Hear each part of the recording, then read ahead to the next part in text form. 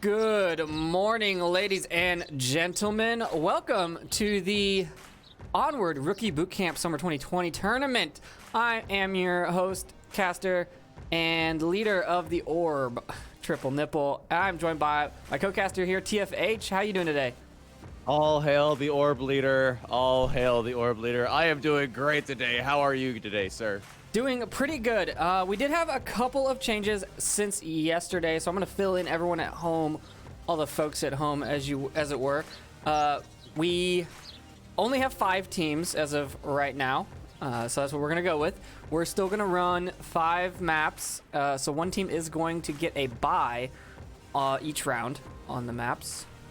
But that's okay, because everyone's going to get a play, and that's really what this rookie tournament is about. We want people to play and get a feel for it, and then we want them to go, and we want them to join the league. And if you ask any league player, you know, any form of competitive, like, higher level play onward is just adds such a different level to the game. It adds something to lose. It's very different from comp lobbies.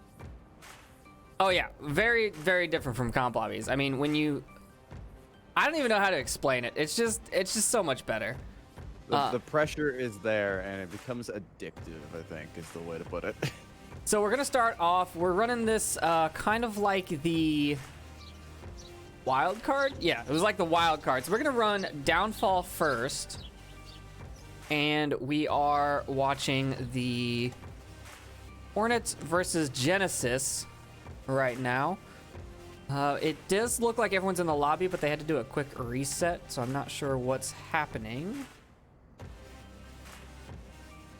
Oh, they're waiting for me, but we're ready to go. So I'll let them know we're ready to go, and we're going to be hopping into this really quickly. The brackets for today, the teams are Genesis, Y-Run, Meta, the Hornets, and Paquettes VR. I believe the coaches are Lumpy from... Team is Lumpy on? Lords of War? Yeah, Lords of War. Y-Run is captained by Game Wizard, who's not on the team currently. Meta is hosted by Pause. The Hornets is Shrieking Geek, and Paquettes is Nuclear from the Phantoms. And we're hopping into round number 1. Here we go.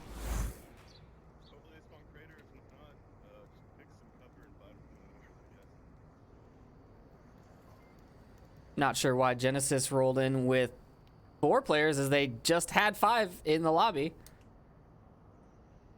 I think one of them dropped. Ooh, and if they don't recognize this, they can't go to that reset time, but I think that time's already out. So they will be running with 4 players.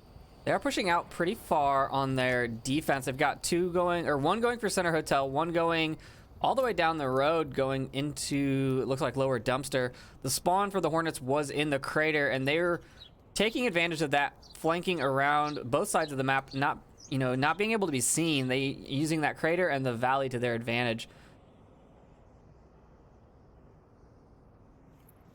Yeah, and on Downfall, it's one of those maps that really does allow for both teams to kind of get themselves set up a bit more, maybe push out a little more, spread the defense out, watch the lanes, and they could do this all before the enemy even see each other. And it looks like Hornets are running. They've got that team battle buddy system down. They're running around and communicating with each other, which is really, really good to see. That's one of the biggest things in this game is communication. All right, I'm gonna send out a drone.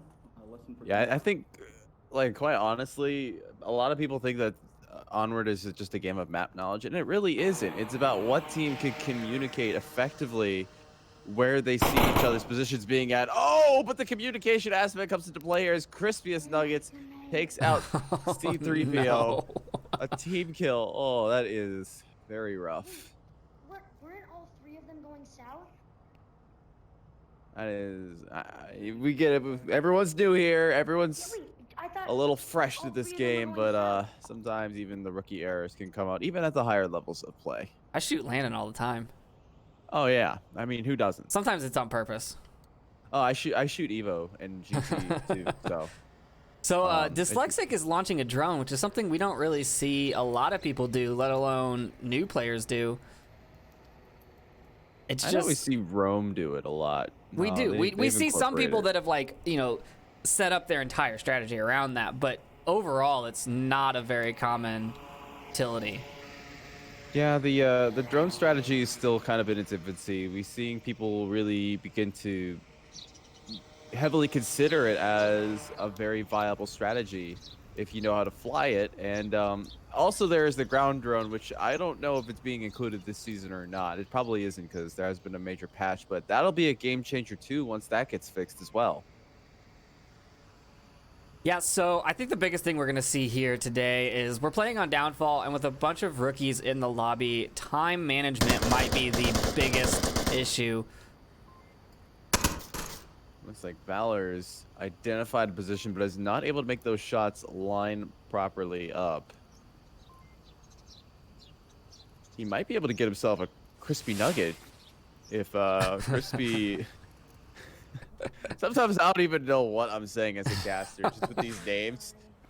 Like, what dignified voice worker would say, oh, and he's about to get himself a crispy nuggets? I like how Crispy is still apologizing for a team killing, and it's been like 2 minutes.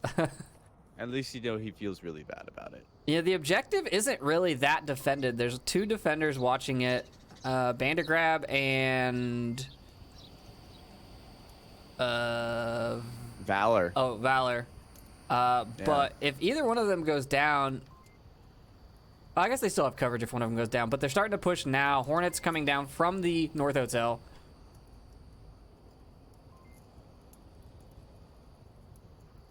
And Valor might be able to get himself a nugget here if he's looking out the door, which looks like he is, but he's just not peeking he's not peeking far enough, I want to say. Strixbus might identify the nugget positioning though.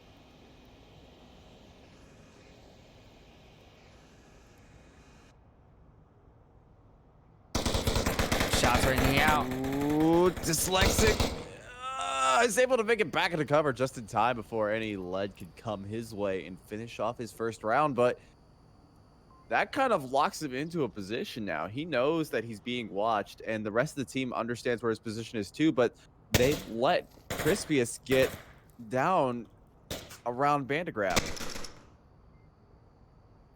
Strix is able to find YB. Crispy's checking that building. 1 minute left. Trying to find a guy. I think he knows there's someone there, but he's not sure where.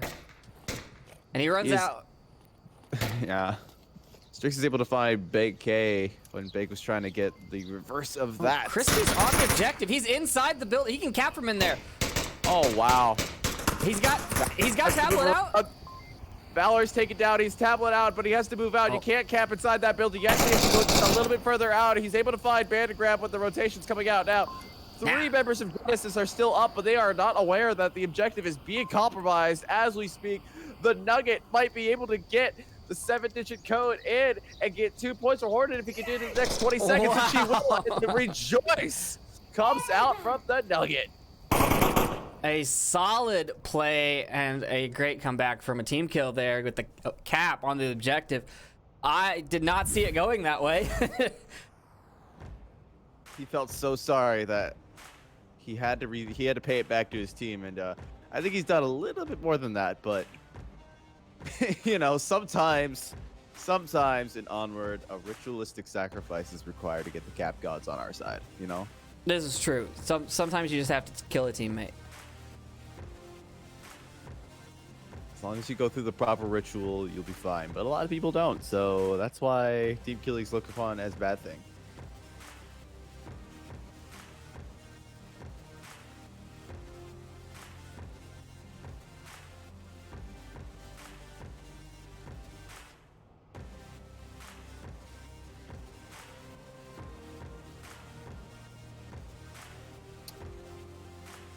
Well, now Genesis got a bit of pressure against them now. They've just been kept on. Pretty spectacularly as well. On a hard objective. I mean, that's not the easiest objective on Downfall to cap on. Yeah, there's a lot of cover for the defense to kind of hang out and party around on. So the fact that Crispiest Nugget was able to work his way on in there and not only be able to get himself onto objective, but to be able to defend his position and then get the cap is pretty spectacular. It is also worth mentioning that Genesis was only playing with 4 defenders, That is very true as well. which does leave some gaps in coverage, especially on a large map like this. It's just hard to adjust for that lack of a body. Even if it's not a good player or someone that's used to your strats, as long as you've got a body in certain spots, that's what you need. I saw a guy when I was looking outside, so I went back in and Remember, they can run inside here and cap from the Looks like mirrored spawns for Genesis here, spawning in the old Marsoc spawn. And there's a drop again, and no one notices it. The Hornets having a drop player. Wow. Their 4-man defense here. Well, yeah, it's like the defense every time. Well, the time has elapsed to reset, so that will not be happening. I guess it's gonna be fair in the end then. Yeah, we'll call it fair. Yeah, I mean Genesis defended with 4, now Hornets defend with 4.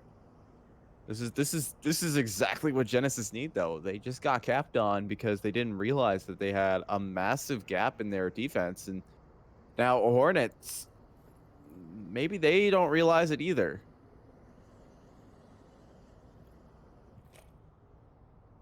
See, Crispy's got his tablet out and he's checking. She? Not sure. I think it's a he. I think it's just a kid. Child. They are the future of Onward.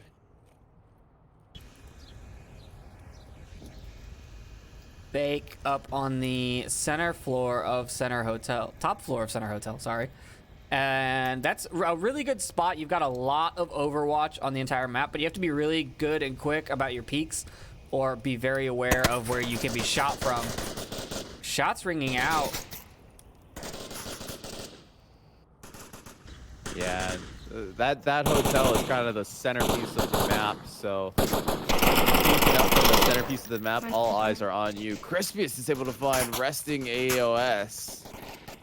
I think that's resting Chaos. As he was flanking on the north side, he gets picked off.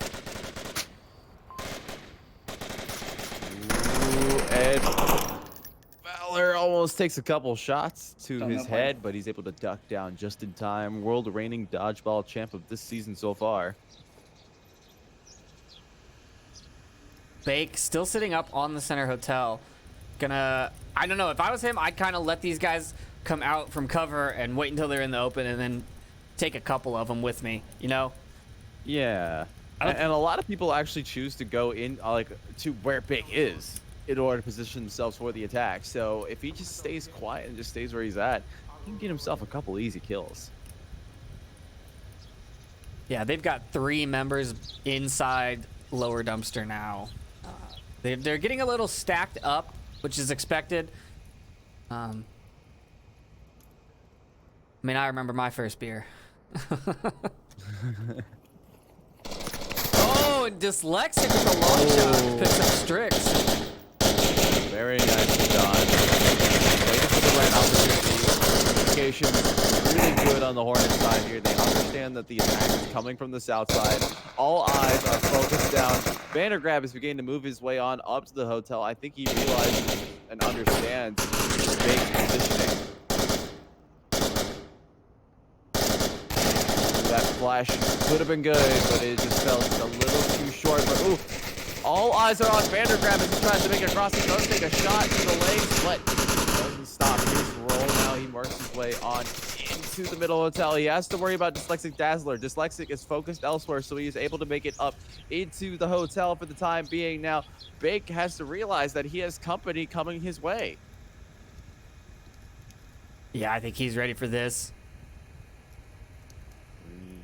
The approach up the staircase is slow, but I think it is just quick enough for Bake to, audibly sense the positioning.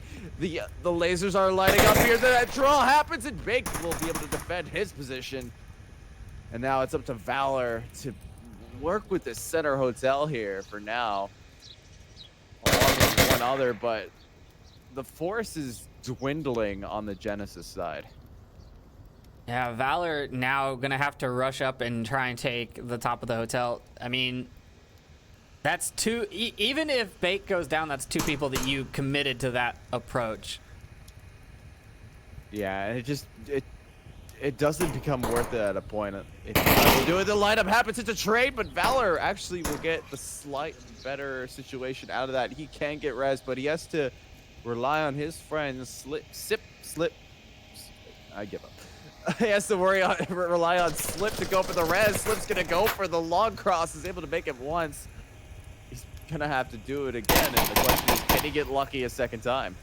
Slip does not seem like he knew where those shots came from either. Dyslexic picks him up from North Watch, and the Hornets take a point. It's just a very domineering effort coming from Hornets right now. Just able to get that cap in on that first round and very strongly defend the objective, even a man down. Very, very well thought out defense.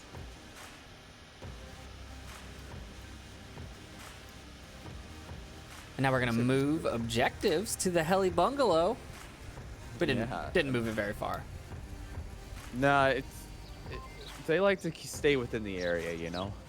They travel in packs. Jobs, just a new house, same area, same friends, same job. They still have Hornets still don't have their fifth. I think that is C3PO, and I believe he was restarting his computer. Are you sure he's in rage quitting from being shot in the first round? He's back in voice, so he should be back in the lobby shortly. Well, hopefully he can get in here soon enough, because he might be able to join in on his team's first victory as might. And I'm not calling it for Hornets yet, but I'm just saying the statistics are there, folks. 3-0. They are on offense, though, and it's a lot harder to take Marsoc rounds on Downfall than it is to take Volk rounds. So Genesis still has a chance. I mean, defending this Heli Bungalow, it's pretty difficult to get up to a capping radius here. I mean, almost all of the cap radius on this objective is out in the open, except for right behind that wall. And again, this is the objective where we famously saw Stumpy Nub just run on up under Mayhem's eyes and secure a cap that way before a single shot was even fired. So you never know with Downfall. It's a very blank slate. It allows for a lot of kind of avant-garde strategy to come out.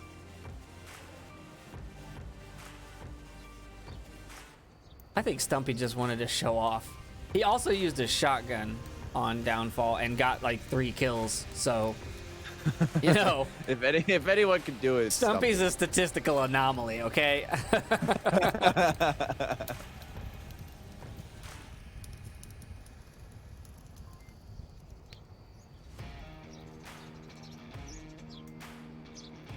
And for the folks at home, I hope you remember that the Season 10 of the VRML starts on Monday. Yeah! Hype. Patch hype? Question mark? I know we've been scrimming like 3 days a week in the off season. I'm excited to play. Got new players. Yeah. It's gonna be a good time. It'll definitely be a really interesting season, especially with all the newer players coming in, and you know, Onward is on a sale week right now, so we have a lot of new faces in the lobbies right now, which is amazing because now it's pretty easy to find a pub lobby, at least. Maybe not so much a comp, but definitely the pub lobbies have been a lot more frequent as, you know, these new people have bought the game, and it's really cool to be able to see all these faces. Yeah, and if you're watching this and you have the game or you want to go buy it, you know, do it. Hop in a lobby, try and hop in a comp, but make sure to let people know, you know, you're new, and they're pretty understanding and helpful. You know, get in the Onward Discord, get in the Rookie Bootcamp Discord. We will get you the information that you need to play the game. But always For a join the small league. fee of $5.99 starting monthly. I mean, I'm it kidding. can't hurt to join the league, right? I mean, the worst that happens is what? You lose a couple of games. I mean, And your pride. you're probably gonna lose a couple games anyways if you're playing in a pub or a comp. So like, what's the difference in doing it in a league setting? I mean, you could ask Global Chem. They've recently lost like 3 games. I don't think it was that many, but one is like multiplied times 3 when it comes to Global Chem. When it comes to losses. It used to be we'd never see them lose at all. Like, it was news, like, one time when Mob Squad, of all teams, was able to beat them for, the first time. That's because they didn't have Pants playing. And this was back in, like, the Season 4 days, so...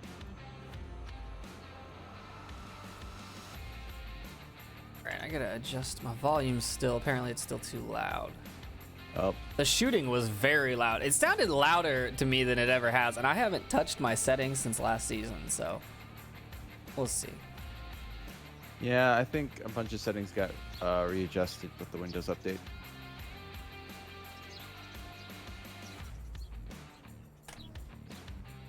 That should be better.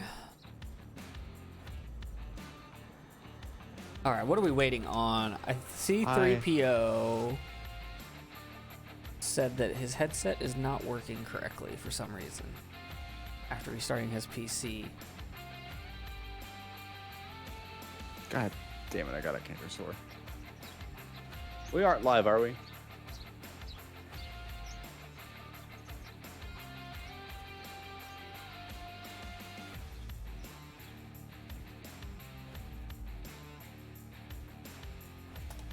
Well, if we were live, I am sorry for swearing on stream. We're gonna hop to a break so I can figure out what's going on and try and get these guys in the lobby. We'll be right back.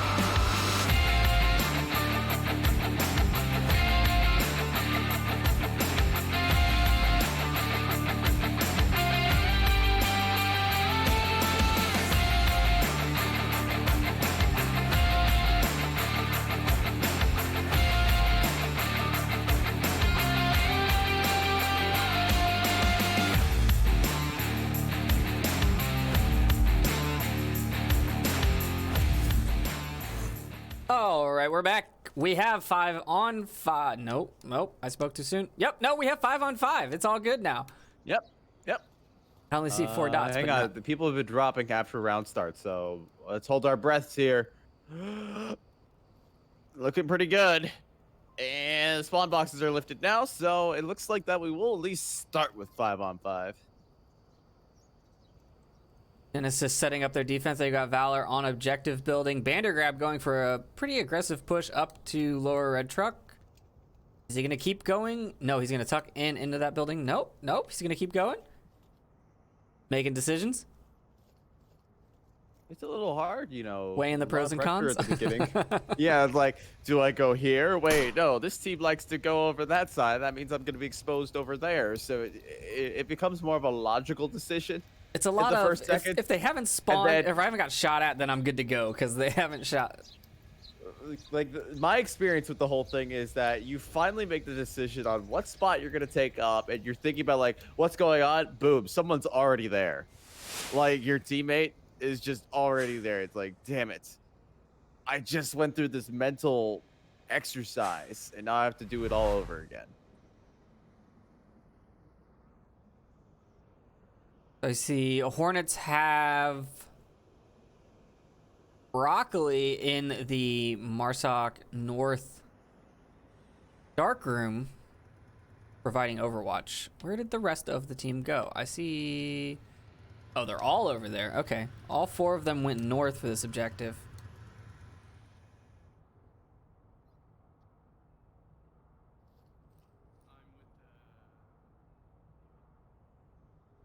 Yeah, I'm clear. Man, these color names are messing with me though. In casting, I am used to, and this is kind of more of a casting thing. I'm used to looking at the name and seeing, you know, the color of the name represent what team people are on. Then I see yellow, and I am on sensory overload. Vandergrab peeking the door, trying to find someone on North Hotel, but being very exposed as he does that. That's kind of the theme of Downfall, though, is a lot of, you can make these peaks onto really crucial spots, but they are incredibly exposed if you do. And so it becomes more of a game of, do I peek? Is the enemy waiting for me? Or do I wait for the enemy to come out? And oh, Nugget! They should have seen Nugget. The laser was right there, but somehow, once again, Nugget is getting away with murder. Yeah, Nugget's getting into some weird spots. I mean, he got the cap on the last one by just running past somebody. You might be able to get past Vandergrab if the timing is right, and it looks like it is. Vandergrab isn't looking for Nugget at all. No, he let Nugget get... What is up? Nugget's just under the radar of Genesis today. Yeah, he just has to find Valor on the objective backside. He's only really got one person between him, and there he goes. -1. Crispy takes down Valor. Now he has to get across Bander's I can. I'm in a building. line of Bander's sight. locked onto the position. Vandergrab sees it. Nugget's able to get down just in time. Oh, and he pops back up. Yeah, he tries to go for that refire, but Vandergrab just wasn't peeking at the right time, so that refrag will not happen now. Now Vandergrab begins to peek the window, trying to find Nugget. Nugget's focused somewhere else. Ooh, Broccoli's able to find Slip Gibby. Slip Gib. Slip Glippy.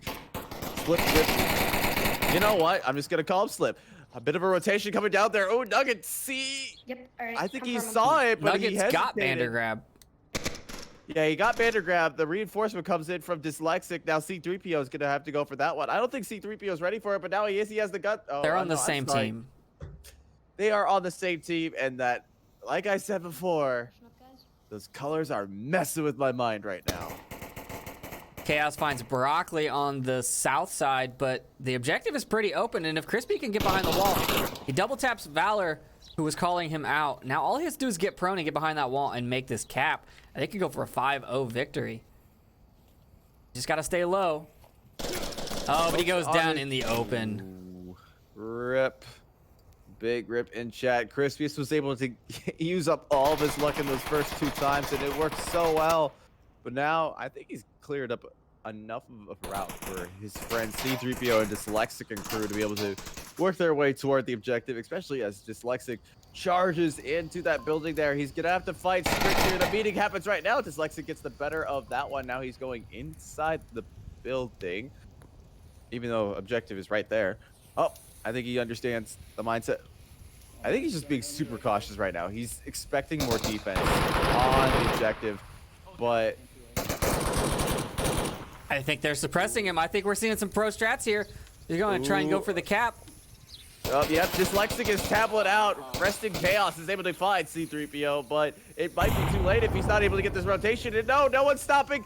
No one's stopping Resting, and he's able to stop Dyslexic before he's able to get that cap. And now we have to watch Big trying to get Resting Chaos, and he's able to do that. And it is just enough for Hornets to get the map 1 win.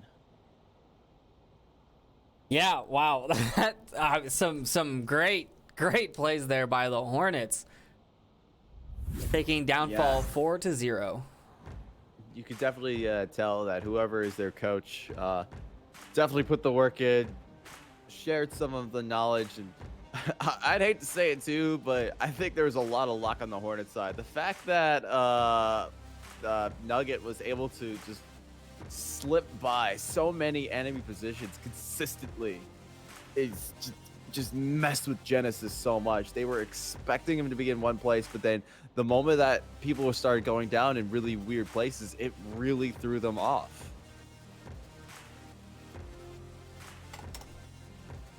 All right, let's take a look over at the if anyone else has finished their matchups. Doesn't look like it. It looks like Yrun and Meta are still playing. So we are gonna cut to an intermission, figure out where we're gonna go next, and we'll be back for probably for map number 2, which is gonna be cargo. If I didn't say this earlier, the order of maps for today are Downfall, Cargo, Quarantine, Subway, and Bazaar. And we will be right back.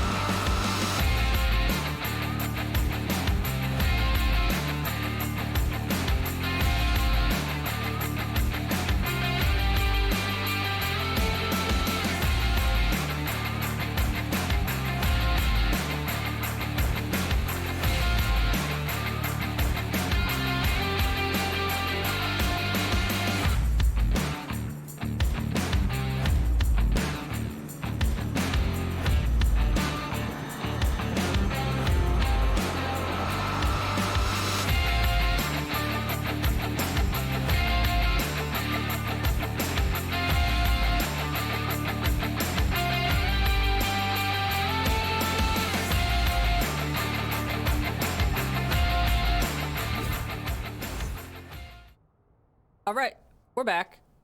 And we're going to catch the last round of Wyron versus Meta. It looks like the game is tied 3-3, so this should be interesting. I'm not sure. Let's see. Let me take a look at the scoreboard real quick. There's a cap on the Wyron side. White Fang did get a cap. But they're... Pleb, yeah, has some high kills over there on the right hand side, Meta side. 7 kills and 3 deaths. He is a murder machine. We're going for the upper dumpster objective. Teams are spreading out now. Spawn was behind North Hotel, I think. I think they ran down the hill.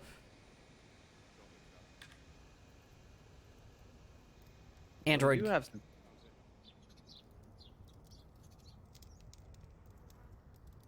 Well, they do have some people in the center hotel, so that is a good way to put a roadblock in the approach. It looks like Oz has already identified a position. Can't tell if that's a gamer tag or what, but whatever. Android Goat's able to find ASDF Gaming 1. He was on a flank on the west side.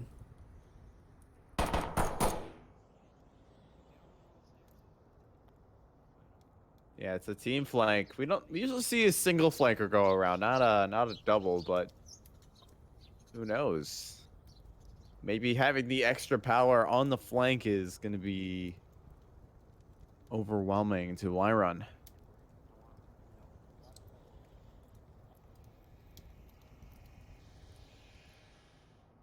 There's a lot of open ground that they have to cover, though, on this eastern flank.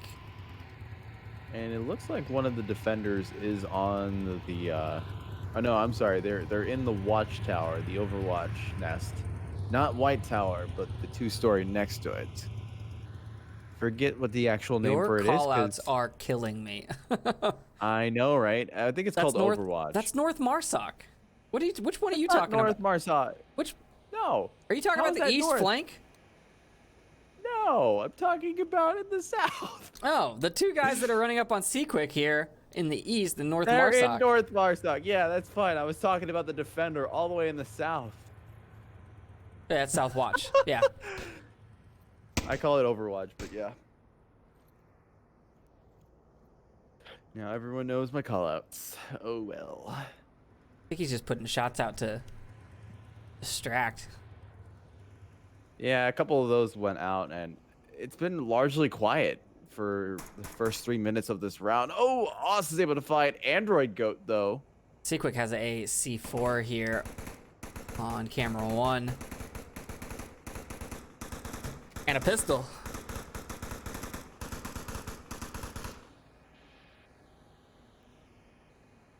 Shots from Random Thing.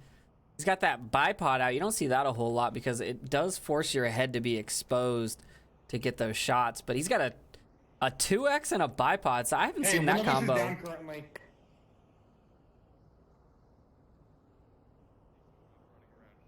Seaquick is just on the going back up to that North Marsoc. He's just waiting for that opportunity very patiently to detonate. I think the two flankers are just being way too noisy, and he knows what they're planning on doing.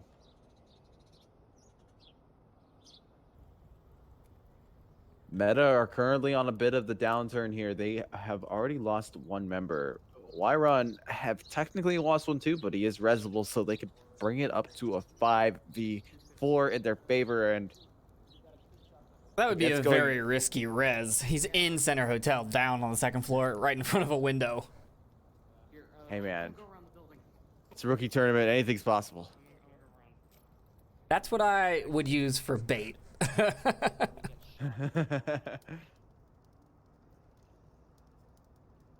Well, the goat has been slaughtered, so maybe there is some ritualistic sacrifice today.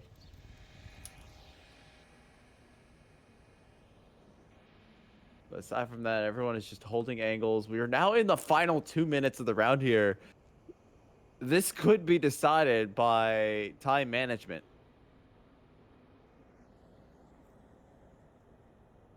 And if it is, that'd be Wyron's definite advantage. And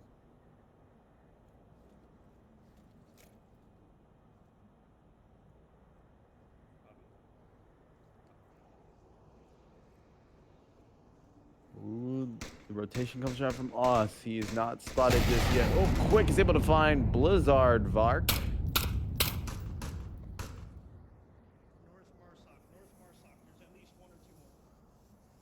Noonbox is able to radio the position, but he only has 1 minute left, so he has to start.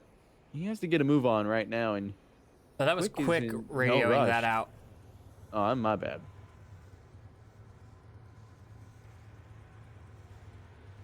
He's in a great spot though, just being able to kind of block off that flank and make sure that Marsoc run the timer down. And speaking of running the timer down, the beeps are now going off in everybody's headsets. They know how much time they have left if they were trained on what those beeps are properly, but Pleb is still at the center hotel. He has to realize he only has 30 seconds to move, and he's 30 seconds away from the objective. Now down to the final 15 here. Wyron are looking really good to be able to secure round one. Final 10 seconds. Pleb begins to move his way on out. He's going to go for it. He's going to go full send and try to get his way onto the objective. 3 seconds. I don't think it's happening. Wyron are going to get the win here because of time management. You know, I thought it would take a little bit longer before we saw a timeout round. Or I thought it would be shorter before we saw a timeout round, but that was like the last round of round one. Map 1. So Yeah. Well, we figured if anywhere it's going to happen, it's going to be on Downfall, because it's kind of one of those maps where it's really easy to lose track of the time, because you find this really nice little position. You're just waiting the enemy out, and then boom, beeps go off in your headset. You're on the other side of the map. You've only got 30 seconds to make it to the objective. Game over, right? So Wyron took that one.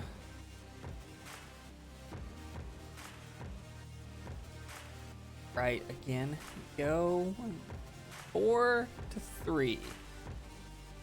Go update the challenge bracket. Move on to map number 2.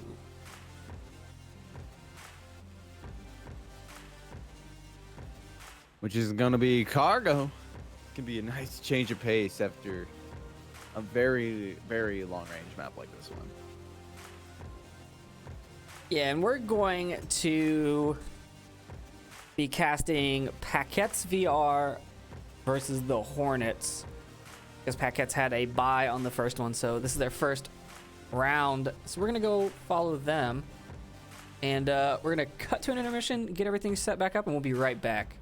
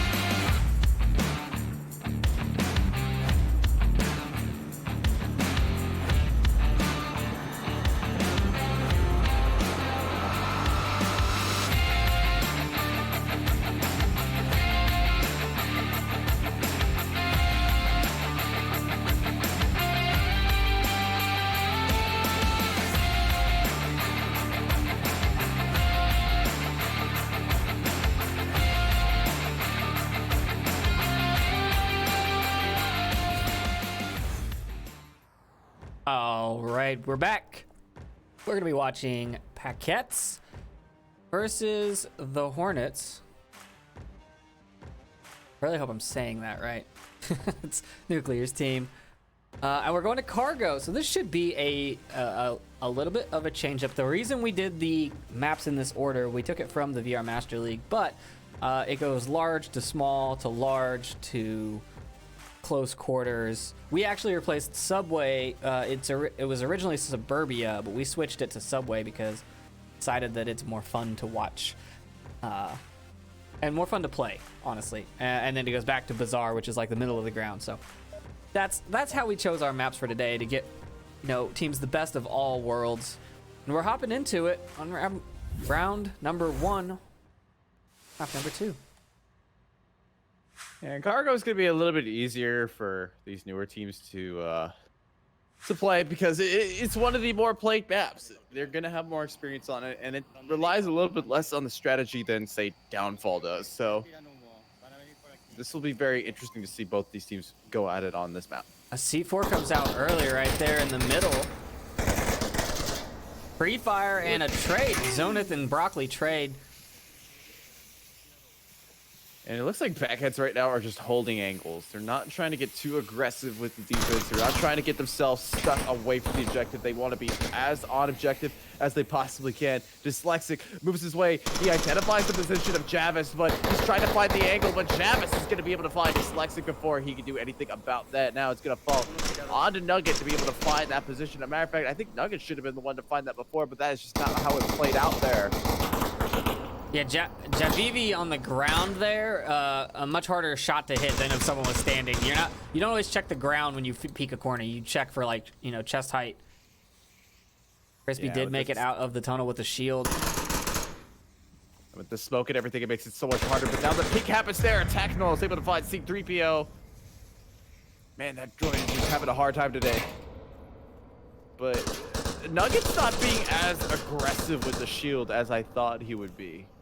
Might be inexperienced with it, or maybe it's be a different kind of play style, but usually we see people trying to be at least like a friendly frag right there. Yeah, confirm that friendly with the frag. That's the way to do it. And his suffering. He was probably talking on the radio too much, and they just didn't want him anymore. Yeah. Like, shut up, we're trying to kill people. Hey guys, how's it going? Bake and Crispy, the last two.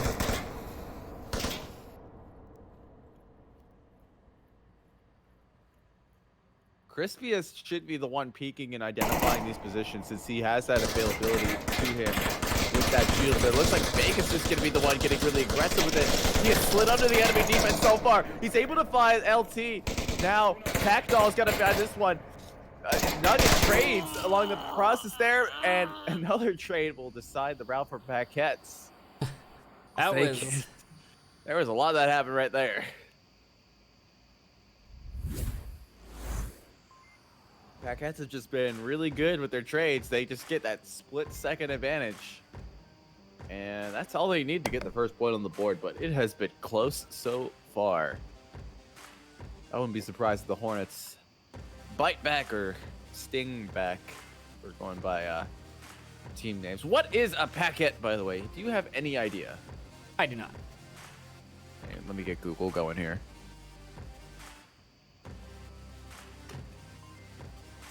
Oh, and by the way, if anyone in chat knows what a Paquette, please stand up. And also, if you're the real Slim Shady, please stand up. Yeah, I think we've all decided who the real Slim Shady is by now. That was like what, years ago? What about the real Slim Santa? If you know what I'm talking about, you have good taste in music, people. The real Slim Santa. Yeah, you should go listen to it later. It's great. I know Slim Shady, but not the Slim Santa. Santa.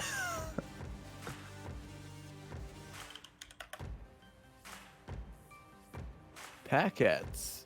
Oh, I guess it's a food. It's like a pork dish. I don't know how to describe this on stream, but just. Well, everyone in chat has Google, so I'm pretty sure they can figure it out. Hey man, I want to figure out for myself here. We're casters. We're supposed to be knowledgeable, and god damn it, I'm gonna be knowledgeable. Here we go, round number 2.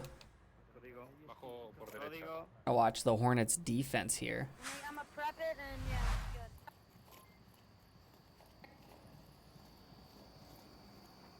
good. Yeah, and so Packets are a predominantly European team, and I know a lot of people are gonna hate me for saying this, but we've seen the predominant European playstyle. It's gonna be a little bit slower, and so far they've stayed true to that. They held a really tight defense. And it looks like that they will be holding a really tight offense as well. You know, very conservative, not too aggressive. They're going to wait their timeout, wait for Hornets to start swarming on out. But Hornets are playing the same style as well. They're holding good angles. They're not getting too aggressive. They're not losing random members on, you know, Lone Star hero pushes.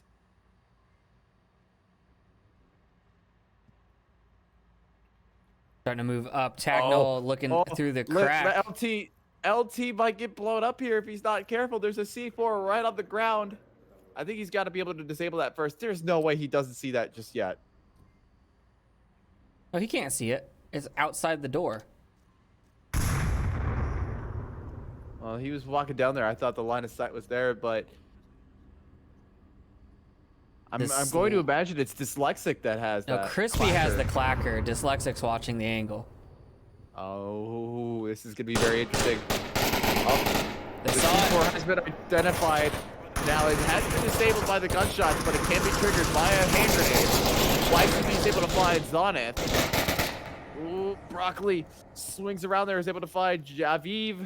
It goes for the doubles, able to get that one as well on Tagnol. New names, man. They're tricky. It's all up to the 2 in the tunnel now. Yeah, Packets just like that. When the aggression came, they were not able to withstand the defense and that nice little flank that came out from Broccoli. Looks like Broccoli is gonna... Nope. He decided not to. Thought he was gonna go around and get to the backside of the tunnel. I'm surprised they're still in the tunnel. I can get it that they might be a little worried about the C4 still being able to be activated. And it still can if you have a hand grenade, which looks like that was the... No, that was a flash. That was way too far anyways. Ooh, this is a second... It's also a flash, of course. I was really hoping Hey man, we'd see a hand flashes are grenade good, C4 okay? combo. Flashes are Flashes important. are good. I completely agree with you that I was just really hoping for a hand grenade C4 combo. But... Ooh, Latrasha picks Broccoli, but goes down to Dyslexic. Yeah, Dyslexic on that refrag was just a perfect little peek. He understood exactly what was going on there, was able to peek at just the right time. Now the Hornets are 4 strong. Paquettes have got their first kill, but they're only 1 man strong. So whoever's left has got a lot of work to do, and it is John Clark, 93. Or 83. Can I? Peeked that door a little too much. Now they know where you're at. Couple of smokes were thrown out there, but they're all pointing the wrong way to really cover that rotation. But it looks like he's going to go for it anyways. He does have that 1 smoke on his side, but it's not really ideal. And he does have half the round left to work. So I guess that is his one advantage he does have, is he does have time on his side right now. And on Cargo, if you're on the other side of the map and the 30-second timer goes up, you've got just enough time. But ooh, John is not looking the right way. The peak was almost there from one of the Hornets. He identifies the position, but is not able to line up the shots onto John. Now John's just trying to hold that angle. I'm surprised he's still crouch walking around right now, because you know what? I mean, I'd be running around at this point. I'd be peeking angles and trying to just pop people as I find them. Maybe draw. I've said this many times. My philosophy is, if you're going to be out in the open, do not crouch walk, because then you're maximizing the amount of time that someone can peek and see you. Stealthiness isn't really necessary when you're just trying to move around. John can And hear it these isn't even that call-outs. stealthy either. Yeah, he can hear the call-outs. That is something that he also has on his side as well. And that point that Dyslexic is holding is not as well defended as it usually is, since no one is at the barrels to support Dyslexic. But now the angle is right there. Dyslexic's able to get that one, and Hornets will get a point of their own.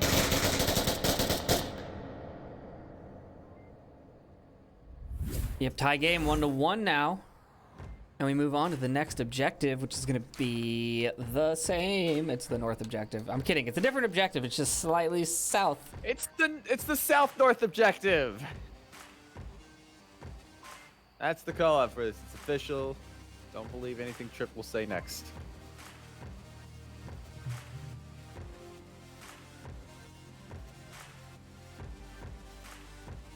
Now, this one is the objective that you can cap inside the building on. So Yes. Cap in the corner here. Right here. it used to be that was the place where you always capped it, but It also I cap think from it's kind of inside the been a little- container. we don't see it used as much anymore. We kind of seen a bit of a revitalization in Season 9, but for a while it was kind of forgotten about. But the question is, do any of these rookies know I mean, about personally, that cheeky little spot? my favorite cap is just getting enough smoke that you can just prone up to it and just cap laying out in the middle of the floor. Because nobody Running up shoots. to it, just Yeah. stand up. Nobody shoots right there. Nobody shoots the ground. They always shoot chest height. So just prone up there and just cap it. Yeah. Throw nades in. My personal favorite thing to do when smokes are out is just get a knife going and just go running around, you know? Run around like a mad lad.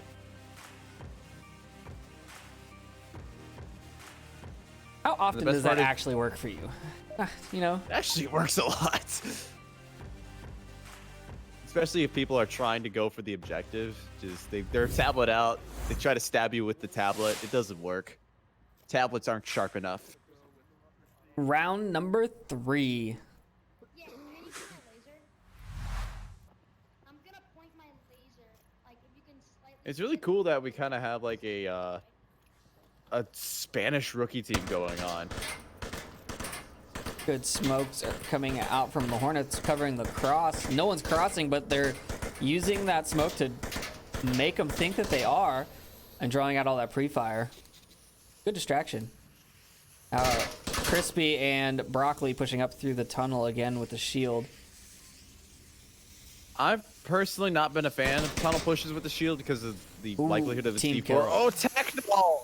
Oh, that is not what you want to be doing. Granted, it is a little bit trickier when you first play in the game, kind of figuring out who's friendly, who's not, especially in a friendly fire game. When C3PO was able to find Tacnol as well. The nade. That's a great nade! That's a great nade! It's gonna find Broccoli! Wow, just rolled off the side there. It just rolled off the top there, ping-ponged on the cargo container, and was able to find Broccoli. Luckily, the res is able to come out from Nugget. Man, that nade was amazingly placed. Trasa in the yellow room takes down one. Broccoli goes down to Javivi in a trade. Now Crispy's all by himself on the left. Trasa gets C3PO on the right. And now it's all up to the shield guy. He's going to run for it. He goes down from Tagnell. And Paquettes take their second point. 3 members still standing. The key to the shield is knowing when to run and when to crouch. Whenever you feel like it's safe to run and when you're in good cover, that's when you run. But if you're running at the enemy and you know that they can easily peek around, it's not a great time to run because then your feet are exposed. Yeah, and if you tilt it a little bit, you get a little bit more coverage on your feet. You know, corner to corner is bigger than top to bottom. So if you tilt it a little Yeah. bit, you have that little bit more. I mean, I don't know how We're much not it's going to talking help much, you, but it's but just like, enough. yeah. If it makes you feel better, go for it. That's how I feel about it. I mean, the good news is, and Nugget is a younger kid, so he's growing, and he's obviously going to be a smaller guy, so more of his body will fit behind the shield, and so he's a perfect candidate to play the shield because of that height advantage that he has. He just needs to learn how to use it better. You know what I mean? Saying small people are OP? Oh yeah. Well, I'm Edna sorry. would be so mad. I was about to say, you have like one of the smallest players in Onward. on she's, your team. she's super OP. Yeah, she hides in places that are inconceivable. If you've She seen always Princess kills Bride. me. If I'm ever playing against her, she legit always kills me. And if you ask her, she'll be like, "No, I'm not that great," and then she'll like laugh it off. She's just too humble. She's too humble for how OP she is. The problem is when you round corners and stuff and you're playing someone that's that small or that's crouched, you don't pre-fire there. You don't shoot below the waist. So it's just hard to deal with those people. Or my favorite part is that I've noticed if I'm trying to creep up on her and I have my gun up, it blocks where she's at because she's so low to the ground. I don't see her through the gun model. That's what's really annoying. Let me tell you. Round number 4. Paquette's in the lead. Onward. Dante, please nerf Edna. Looks like we're gonna see Hornets with the C4 strat again. Looks like Paquettes are not gonna invest so much into the tunnel this time, though. He did get it in a better spot, I think, this time than last time, because you can't disable that one from inside the tunnel. Yeah, you can't stick your knife through the wall, despite common beliefs, and expect it to just disable a C4 that way. Nope, you have to go around the tunnel, and that placement's actually really perfect because it's just on the edge of the wall. So any way you try to go at it, you're going to be in a very exposed position, whether it be from Dyslexic or from Crispiest. I think that would actually get anyone in that alleyway to the way it's placed. We get the alley, anyone outside of either the tunnel door or the building 1 door. I actually kind of want to experiment and see if that's actually a thing. Like if the shape of the C4 actually influences the explosion radius. It looks like that C4 has been identified. Or no, it hasn't. Todd doesn't know what he's saying. They are getting a little close for comfort on their player stacks. Especially Broccoli takes down Javivi in the door.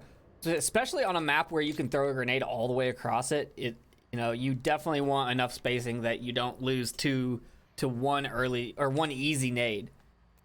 Yeah, and the spawn that Paquette's had to go through is probably one of the most vulnerable. If you're ever in a pub lobby, it's technically illegal in league play to throw a grenade in the first 15 seconds. So if you're ever in a pub lobby, always be careful when starting from the south end because people just know how to throw nades into that cargo diamond and just take down an entire team with 1 nade. Crispy needs to blow that C4 now. He needs to. He's got it pretty under control.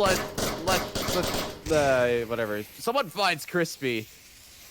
I'm sorry for the people whose names I am unable to pronounce. I think that C4 would have got both of those people without him having to be exposed at all. I agree, but he was able to get a pretty decent job done anyways. But the Hornets are still very strong up. Dyslex is able to find one. He's going to try to look for the second one behind that cargo container. Nade has been primed. He's able to get the res off. Nade tries to go over the cargo container, but falls just a bit short off the backboard and lands back on the other cargo container. Luckily not blowing up the last member of Paquette's, but now he's going to try to shoot underneath the cargo container. He identifies Dyslexic Dazzler, is unable to get those shots, landed as Dyslexic. That frag! Nade! Amazing, but he escapes just in time! Wow! That frag forced him to rotate. Oh, man. That frag did get someone, I think. It set off the C4, which killed a downed body, I believe. Oh, okay. I was wondering what happened there. I thought the round was over for a second. It's like, no, he's still alive. Why is there a kill? Like, no, yeah, it got Broccoli. body. That's what it was. It got Broccoli in the explosion because the frag set off the C4, which got Broccoli. Yeah, and that's what I was talking about, the frag C4 combo. Unfortunately, it did not work in the way I hoped it would, but whew, those are some good frag placements. If they only cooked it just a little bit longer, that would have been a round ender right there. But regardless, it did the job it needed to do. It put the final member of Paquette into a corner, and they were able to surround that and then get themselves a round win as well. So bravo to the Hornets for that nice little bit of strategy. We're gonna move to the south side of the map, the Diamond objective, South Diamond. This one is one in the league. You see a lot of quick, fast caps come. And yeah, I don't know. I don't know if the coaches have been training their rookies for aggression and that smoke, and then run through the smoke lanes and all that. It takes a lot of practice to get to a good spot, but I mean, if you're not ready for it, the cap happens in like 15 seconds on this objective. And this objective is really good to cap on, but the key thing to know about this is to be able to identify like audibly where enemy positions are. So you have to be in tune with where your friendlies are, and wherever things, you know, like footsteps don't match up, that's an enemy, and you have to respond to that because they can easily come around the corner if you are not paying attention. Here we go. We're hopping in round number 5. Round number 5.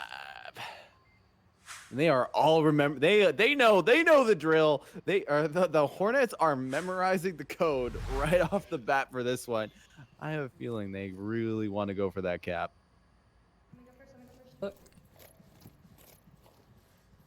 Smokes are coming couple out. smokes coming out. Oh, plenty of smoke coming out. That's some good coverage. Crispy calling out the guy at the end of the tunnel, running that shield down the tunnel, which And draws. if he's able to identify that crack, he might have a great advantage onto the objective as well, and be able to identify where positions are, maybe help guide someone to a cap. But Gaviv is in a great spot to be able to counter that, any kind of capping opportunity that happens. Broccoli rounding the corner. He tries to go for the cap. He's not ready for Gaviv. Now Dyslexic is able to find that one. That's what was on such a trade. Ooh, stutter.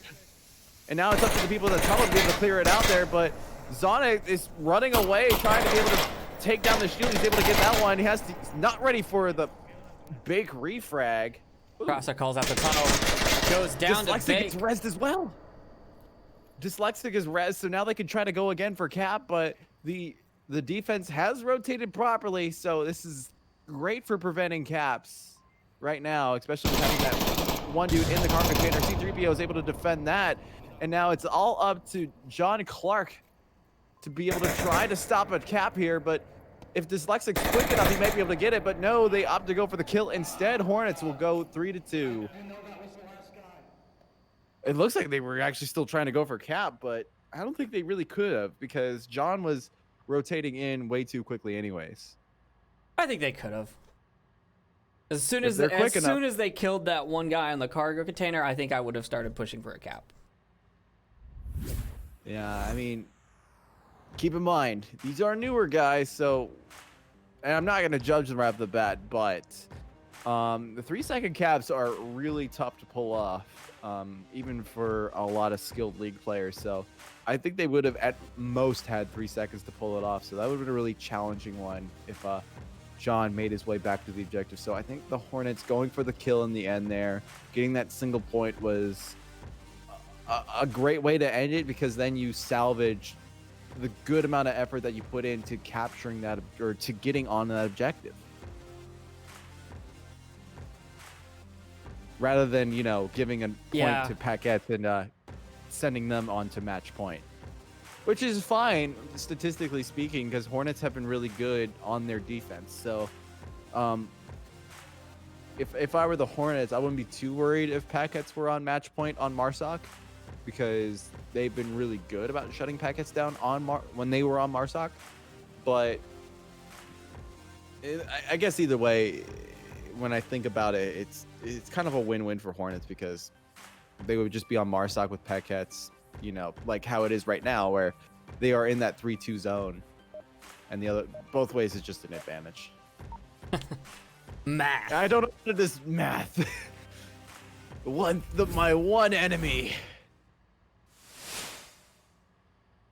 A bit of meditation coming out from Hornets. Hang on. Let's see if Paquettes, they are running a shield now. Let's see if they're going to go for the cap. I want to see how their shield play. This is the first time we've seen Paquettes play a shield. And it's Latrasa. Latrasa. Okay. My Bake Spanish takes is down lagging. Zoneth. Bake is able to find, yeah.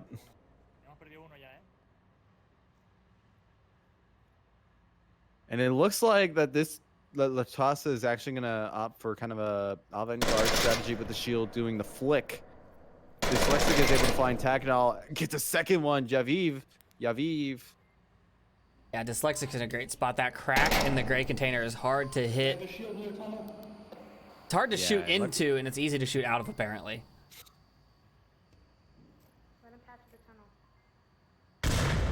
Another thing to keep in mind here, Latrasta is running the Glock with the shield now. The Glock is great because you don't have to reload as much since it has that extremely extended magazine, but it's not as powerful as like the default gun, which I think is an M9, and it just doesn't have the same stopping power. So he's gonna have to put in more time trying to shoot down enemies with a flicking shield. I don't know if that's gonna work. Are you sure that the G17 is weaker than the M9? Because they both shoot the 9mm. I'm able to, so for the Glock, typically I have to shoot 4 people, or I have to shoot 4 shots in order to be able to down someone. Whereas with the default one, I think I forget what it's called, M9. the M9, it's 2 or 3 at most. Huh. I'm gonna have to ask, who is it? Who has those stats? James. I'm gonna need our resident gun tester, James, to test that theory. Ooh, I think Bake. The Glock is good for, if you really want to use the Glock, I would use it side shooting and just spamming it. So kind of just blind fire spamming, try to get as many rounds on in the quickest amount of time possible. Whereas with the M9 or maybe even the 1911, you could try flicking with it if you're able to line up your shots correctly. Couple of shots going off on there. Latrust is actually doing a really good strategy right now by being a good distraction, wasting bullets on the shield and letting him be the focus of the attack. Granted, there's only 2 people left on the Spanish team to attack, and YCB Broccoli narrows that down to 1, so it's all up to Latrasta now. C4 goes off a little bit early, but it looks like Hornets have got this one pretty in the bag.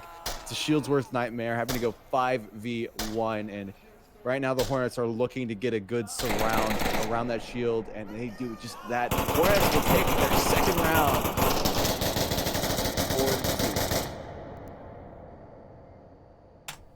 Hornets taking map number 2, 4-2-2. 2-2-2-2-2-2. And I believe that the other one already finished. Or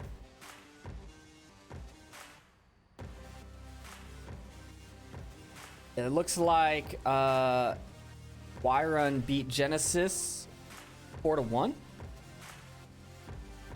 Man, Phil Collins, sorry for your team, man.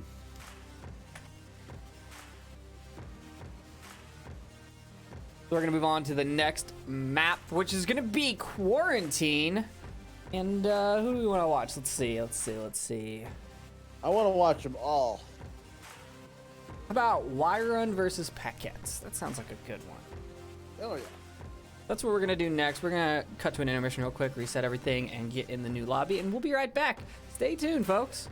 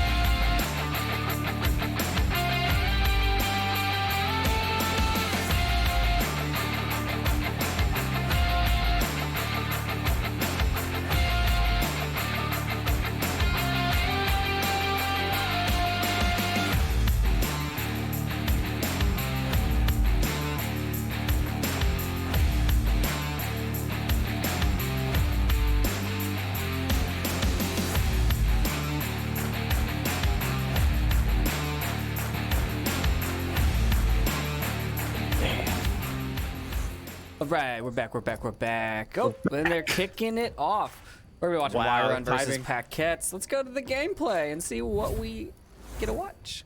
We're watching Quarantine. We're going to start off with the ambulance objective. Ooh. And a north spawn. Oh, this is going to be interesting. This is probably one of the tougher objectives to defend on this map, and having a quick spawn laid on top of that as well. This is going to be challenging for Paquettes. I'd love to hear what they had to say about it, but unfortunately, I do not speak Spanish, so maybe Nuclear could fill us in. What a slacker. Casters need to know all languages spoken by players. I know ASL, and that's about it, so it's not even spoken. Paquettes pushed 1, 2, 3 out the west side. Got one in the Volk twins there. Latrosta and the Volk twins on it, crossing the street now. Tagnell at the Hesco's west side of the hospital, and John Clark way in the back. Not sure what he's actually. I guess he's covering the dunes if they get to the dunes, but I feel like it would have been better to defend the dunes from the dunes, you know? They're such a powerful spot. They are bad if you get there and then can't get back to the objective. If you're last man standing on dunes, that's a pretty bad way to go, but Yeah, generally means that, oh, they're capping. Reinhardt calling out someone in the Volk twins after taking some fire, puts some smokes down range. Where is he gonna go? Is he gonna keep trying to push that west approach? It looks like he is.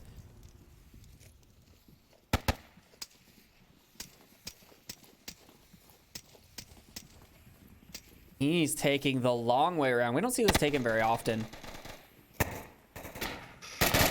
Random things gets Tagnell, but John Clark gets the refrag onto random.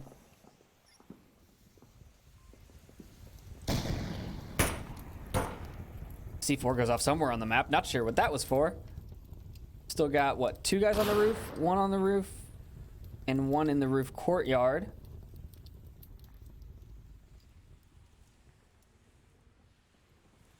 Reinhardt Dean coming up through the gas station. And there's also one, if you take a look at the map, on the north side of Post Office, getting danger close to the objective. White Fang, all he has to do is cross the street and deal with 1 player. He's got a cap. Yeah, it definitely has opened up a lot to the Paquettes defense. Reinhardt able to find Latrasa. White Fang finds one of his own. Android Goat is working his way onto the objective. 2 of them are on. We might have a cap race here. Ooh, looks like one of the no cap race, but there is definitely 1 capping, 1 defending. Y-Run started out with 2 points. 2 points right off the bat. And a really solid cap play, too. They picked the guy on objective and then ran 2 in. 1 watched the south where the rotation would probably happen from while the other one capped. And then they had another 3rd member running in from the north side to cover that north side of the hospital. It was just a really good overall play all around. I mean, they flanked really well. If you looked at the map at the beginning, they got spread out. They crossed west and east and came down the map, and it looked really well thought out. Which is funny because these 5 players have never played together until today. There were 2 teams that could not make it today, and so they combined some of the players and grabbed a couple of extras from the rookie Discord. So this is a completely random team at this point, and they're doing very well. Sometimes the most random things create the most beautiful results. Is that what your parents tell you? Yeah.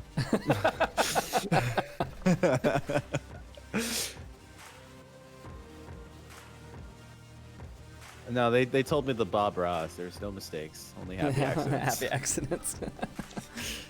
Oh man. Let's roll this down a bit. See? Oh.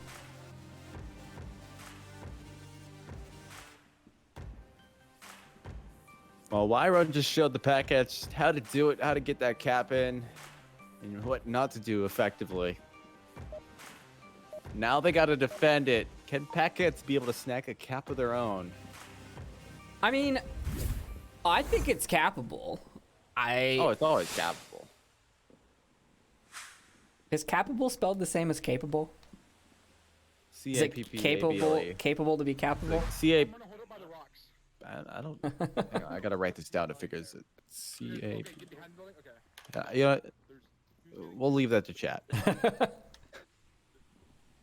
Mirrored spawns, Packet spawning in the north, also pushing. Let's take a look at the overhead map. 3 towards the crater, 1 towards roof, and 1 towards white car west approach. Y-Run's defense looking pretty solid though, putting 1, 2, 3 across the south street. And some shots are ringing out from La Traza. Yeah, I think he's identified one of the defenders that have pushed out just a little too far. One in burning center now. It's a great defensive position. It gives you lots of coverage over the entire map. One on the south wing, 1 on objective. And 2, where'd they go? 1 in the crater, or not in the crater, sorry, 1 in the dunes. Android's in the most unusual spot that I've seen here. Never actually seen anyone take this wall as a defensive position. It's a good spot because then you can cut off people when they're mid-cross and random thinking Random getting able to find a double. Wow. What a good shot and a great, you know, you can hear in the call-outs that they're like, I got 2. It's like, -2. I love how the call-outs, people's call-outs change based on how excited they are. I think, what is it? Dos! Because it's a Spanish team. I think they're all speaking Spanish. That's the other team. Paquettes. Right. So, yeah. Android now Sorry, pushing I'm getting up confused. into the east building after that -2. Their defense is getting a little pushy, which works sometimes, but at a certain point you get a little too pushy and then you drop 1 guy by objective and you're like, well, can't get back now. Just make the beeline. Let's hope that you can find an angle to snipe at if you're lucky, but that's about it. I mean, killing people on flanks is great, but not at the risk of getting capped on. Yeah, you really only want to start sending out flankers when you know you have a decisive advantage. And you send out the flanker kind of as an insurance to make sure you get the fullest of that advantage. Zoneth here has a sniper rifle and is trying to deal with the guy in the dunes in the southeast corner. Apparently he backed off, so now Zoneth is going to go for a run towards hotel. But Random thinks Soko is coming right for him. Who's going to find who? Random has a Makarov out. Is he out of ammo? It looks like he is. He's going for, he's going for an enemy gun. A little too slow. Oh, man. If you're going to get the gun, don't load it out in the middle of the open. Find cover and then load it. I think that's what we've learned today, kids. I'm surprised he gets all of his ammo. There hasn't been that many shots. I don't think I would have. I mean, he was using an AK-12, so I would have asked a teammate for a mag before I would have ran across 2 streets to go for an enemy gun. Yeah, and also drum mags are a thing too. The only gun I think that you really can run out of ammo on this early on is the AS Val. Bro, I run out of ammo all the time. All the time. Bro, you gotta stop suppressing G36. stuff with an AKs. I'll run out of ammo. I always make sure to check my teammates when we spawn in, because I'm like, which one of you has ammo that I can go steal when you die? Well, that's because you're shooting at your teammates. So Well, yeah. I think Shoot at anything that moves. could be a squirrel and load a mag into it. White White Fang. Fang sees La Traza, unload a mag into it. Gotta confirm it. Unload. Confirming a kill, unload a mag into it. Android Goat got another one, and now there's only 1 member of Paquettes left, but he's at the areas, at the nose cone of the plane. Tacknell. And I think he was called out. Yeah, he's been seen. He's pretty much pinned. Yeah, he's not in the greatest position. He can get a little ballsy with it if he wants to go over the wall. Maybe try to find Pack You know, as I say, that's not happening. Android Goat gets that final kill, and Y-Run will get a point of their own again. Yeah, solid defense and offense on that objective. It looks like they've been practicing this one. Now, I mean, personally, Quarantine's my favorite map, so I'd be playing this a lot more than any other map. Really? Tell me more. Tell me more. It's just so good. It's got long range. It's got... Yeah, I do like it. I prefer maps where you can maneuver as opposed to just You could maneuver out shooting. in cargo. Just I mean, yeah, but then it just boils down to just out shooting people, which we can also do. It's not like that's a problem, but it's more fun to tactically dominate I completely people. agree with you, though. I completely agree with you. I like the. I'm beginning to really. I've been you know, practicing with the sniping more. I begin to find, you know, the delicacies of the long range maps like Downfall, Quarantine, maybe even Abandoned if we want to include that. Oh, but I love Abandoned. I love it so I much. like Abandoned too. I like old Abandoned where it was huge and you could actually maneuver around, but everyone just hated on it, and now it's kind of the way it is. Just I'm not gonna the lie. forgotten child of Onward. Probably the most fun map I've played in a long time is Abandoned Night Escort. Because it's basically like, get down, Mr. President, and it's so much fun, and it requires like team coordination.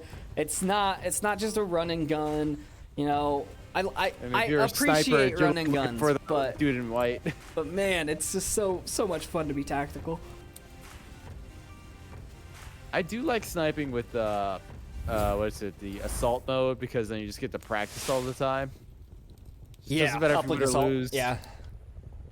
Just be on Varsock, just find a good place to camp, and the enemy just keeps running back to you. Hopping into round number 3. Y-Run up 3 points in 3 rounds. Wait, that's not right. 3 points in 2 rounds. We're on round number 3. And they're spawning on the southeast corner. Probably not the best spawn in my opinion. Not a big fan of it, but I'm also not a big fan of crater spawn, so you know, your mileage may vary. But they gotta get 4 across the blue car in the south. Now 4 are behind the hotel. One's pushing to the east 2-story. And the defense doesn't look like they're watching the south at all. And now the shots are ringing out from the east 2-story onto the roof, which is gonna draw attention that way. And I think that our south guys are gonna have a lot easier time. They're at the gazebo now. One's at the ambulance, 2 at the gazebo, 1 at the wing. Shots ringing out on Latrasta. Now I think that they know. Rotation from Packets is happening now to John Clark at the, I don't even know what the call for this, south of the impact building. But Zona trying to take out 2 members. He's got kind of pinned in a little firefight here at the gas station with Android Goat. Yes, SMC Tactical does not have callouts. I figured. Android Goat takes down Zonus with a headshot. Yeah, very nicely done. Choco is able to find Tagnol as well. Quick's going up in the middle. Lyrod still have yet to be touched as well. Packets have just not been able to find these shots yet, but Lyron has just been on point. And it keeps going on! CQ is able to find two consonants right before a vowel does not work. Latrasta. I need like sound bites to help me pronounce these. I'm sorry, Spanish teams. There are so many of you that I love, but I can never pronounce your names. Android Goat trying to find the one man, John Clark, but he's not able to get that lined up just right. But now he's going to try to force the angle, but in the process of doing so, Javi is able to find that pick, and now Y-Run are down to 3 members. Just like that, Paquettes have even the numbers up just slightly, but it might just be enough for them to get a point on the board and be able to stay in on this round. Yeah, if Y-Run keeps pushing the approach that they are pushing with those smokes, then the Paquettes have beautiful coverage over it. Really, honestly, at this point, Y-Run needs to go wide on either side, and they would have a much better approach. The first step is taking out John. He has such a great angle on the objective that it really limits what Y-Run can do. And it looks like he's lining up one member. Oh, it's a bit of a firefight, and White Fang's able to find that pick. Y-Run will 4-0 Paquettes. There will be no re for Paquettes. Y-Run emerged victorious in map 3. Iron dominating it today. 4 points. You can tell just what teams have really practiced these maps, what teams like, or what teams really know the angles. And I think Wyron is just one of those teams that they have that map knowledge down. They have the communication down. They're doing really good flanks. They didn't really give Paquette too many chances to really thrive because they've just been on point with identifying the positions and rotating appropriately. All right, let's go take a look over at the bracket. Quarantine. Byron took it 4-0. And I don't think that Meta and Genesis have finished, so let's go see if we can hop into that lobby real quick. We'll go to short intermission, and we'll be right back.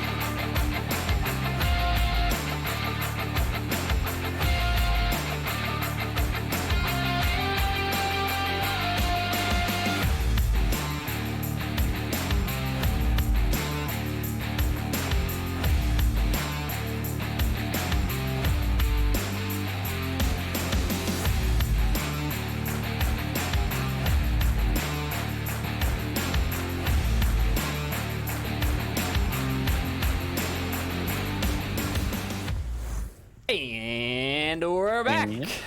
Quarantine again, still going on. Meta versus Genesis, and they are 2-1 right now. Meta is in the lead. We have the same objective that we left off on, so I don't think we need to explain it anymore. Yeah, it's gonna be the North Wing objective, Roof Courtyard objective, whatever you want to call it. It's that objective. Corner is what I call it. The corner objective? Corner. Isn't I like the ambulance one's on a corner? The glass one's on a corner. Nope. They're all on corners. Every single. This one's on the corner. The ambulance is closer to an ambulance than anything else. No, it's the not. The glass one is absolutely on the corner. 110% on the corner. No, it's not. It's on a building. It's not on the street corner. Not like as close to the traffic as this one. That is the reasoning. All right, here we go. Round number, let's see, was there a cap? There was not a cap, so this is round number 4. Meta on defense. That's an easy 2 kills. Genesis spawns in the crater. Are they gonna push it, and is anyone gonna call that spawn? This is a very powerful spawn for both teams. The north one can be very intense if you're able to use it right, but you got to be able to you got to be able to position your troops right. If you just get caught out by the person on the rooftop, it can be damaging to the team's velocity. Lizard did call out the cross at money trucks, so they know that they're coming that direction. They know the spawn as well, so they know where the teams can be limited in their rotations too. Dubok's going for a rotation right in the open though. Oh yeah, he's very lucky that Valor did not catch him out when he made that rotation. But now he's going to have a great sight line onto Valor.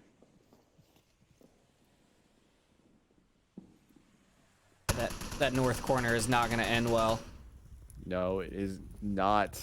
Meta do have this on a pretty good. Oh no, Doombox is making a rotation right now. Valor, what is going on? He had the sight line. He had to change something really quick. Doombox does not know what he was walking on into, and he's able to be taken down by Valor. Magnus, I think Doombox was just trying to get into a better position once he realized that two on the far north side were coming toward him, but he did not realize that Valor was just right there waiting for him. And now Meta's defense is kind of beginning to fall apart because it was all about locking down that north side. But now Genesis have a bit more free range. Blizzard shooting from that roof corner is very exposed and has multiple guns trained on him. So he's got it. He can't peek it like that. Yeah, and if you look at the map really quick, you can see Genesis just kind of locking down Meta right now. They're gonna like Meta can rotate around, but they're gonna have to rotate away from the objective if they want to get a flank on. But Strix is able to find Blizzard Vark.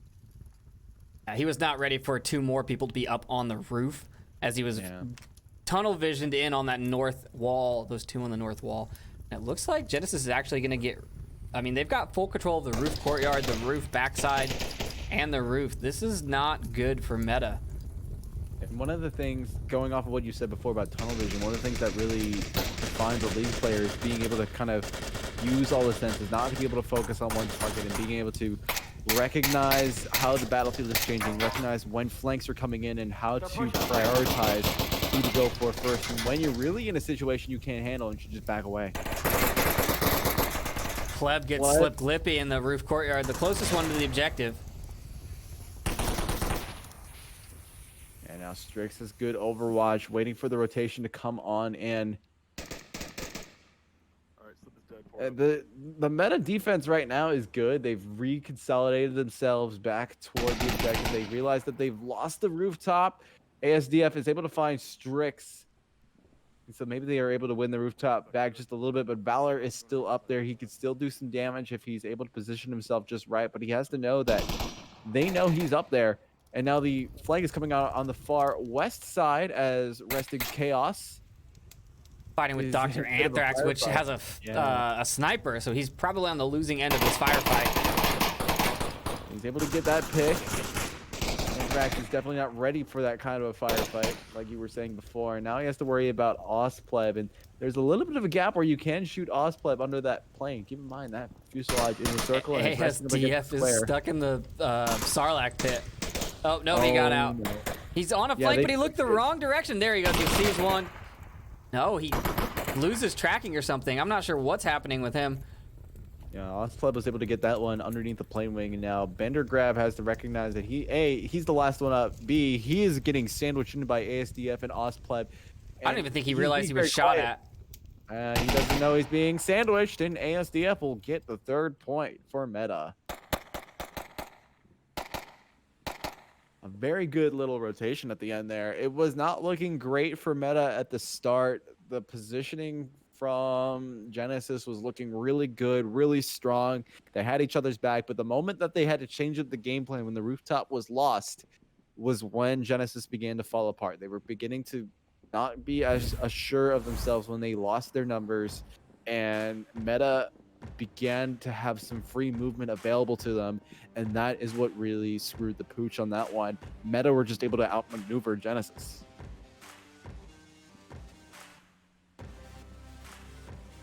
Yeah, I mean, I really thought that Genesis had that at the start of the round. Like, they had that, they took the north really well, and then it just kind of fell apart. I don't know if it's because Meta was just rotating abnormally, or I don't really know what caused it. I think what was happening was that Meta was too afraid of us underneath the fuselage. Got a couple picks of people trying to get along that wall, and then when ASDF rotated to reinforce that wall and was able to basically completely secure a rooftop courtyard, Genesis knew that they were going to lose way too many people trying to take the rooftop courtyard, and that really changed their game plan. And unfortunately, Genesis they're just one of those teams that are just not well equipped for a change in the game plan. They weren't ready to go for a kind of a flank. You saw, like, I think one of them had a sniper rifle and he was not expecting to use it. So that's just how it is. That's kind of what Onward is, actually. Plans only lasting for 2 minutes, and then it's a free-for-all afterward, I think. Plans? What are plans? It's okay. I've said this many times before, and I'll reiterate it again. I was once asked by Vivian in a game, like, does my team at the time, Riot, actually plan on it? I told them, yes, we do, but we only plan for the first 2 minutes. After that, all plans are useless, and it really depends on our senses and whatnot to really carry us through to the very end. So we can only plan for what we can control, and there's not much you really can control in Onward. So it really becomes a game of battle sense after those first 2 minutes.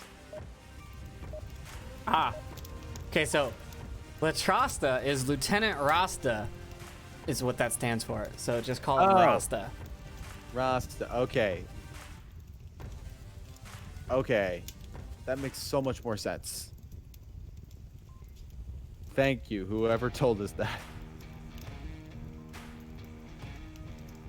All right, we're hopping back into it. We're gonna go to round number 5? Question mark? Yeah, round number 5. I can Round count. 5. So good. I'm a Yeah. professional.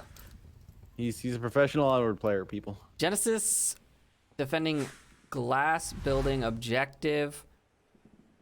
Meta spawning in the south, pushing 1, 2 across the north, 1 towards the center, burning, and 2 into the south. Drix going towards the south to counter that. And holding a good rooftop on these ones is just so key. That rooftop has such a great view of the objective building that it would be a sin almost not to ignore and try to fight for.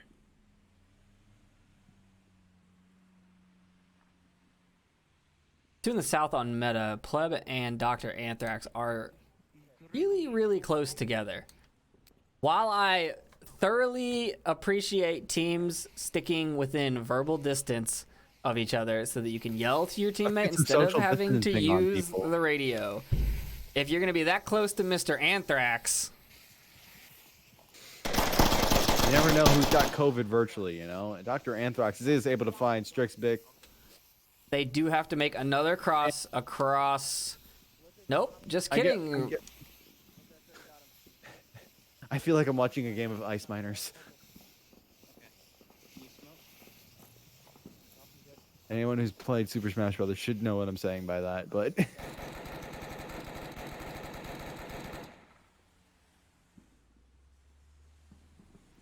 ooh. See, now that's proper social distancing right there. They have 2 different angles. That would be impossible for one person to peek. And having to... Ooh, Doom's able to get a revive onto ASDF, so now they're both up to 5. 5 to 4 right now, actually. It was a quick revive. Very quick. The shots were still ringing out onto the dead body when on the down guy when he got revived.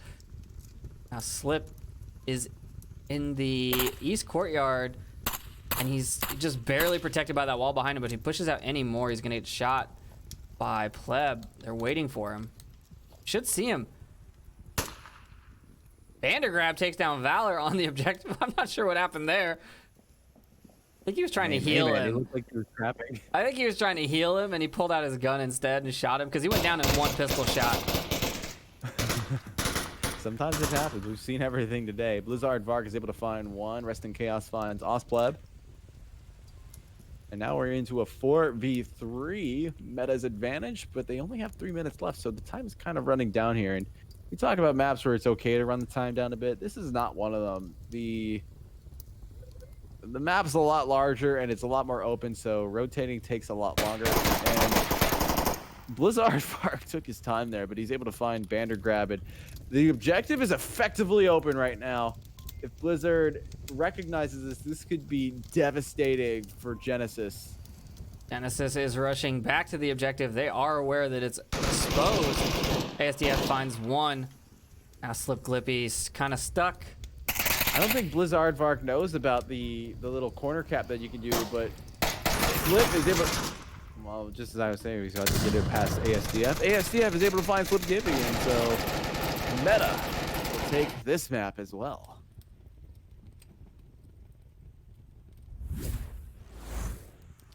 And Meta takes it 4-1 against Genesis.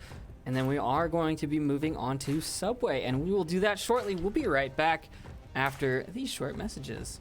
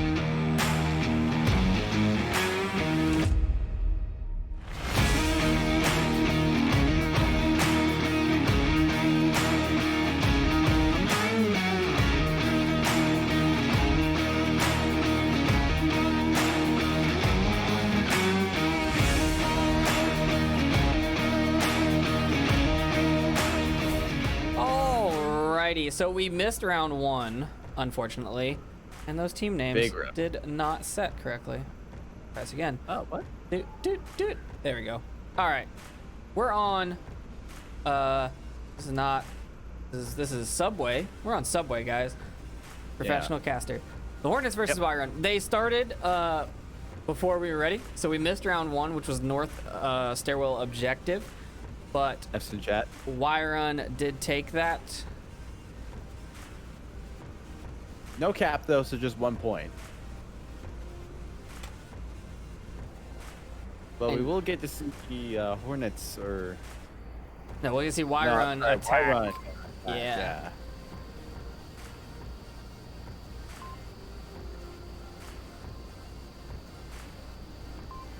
I know Hornets have been playing with the shield. Matter of fact, we did see it happen.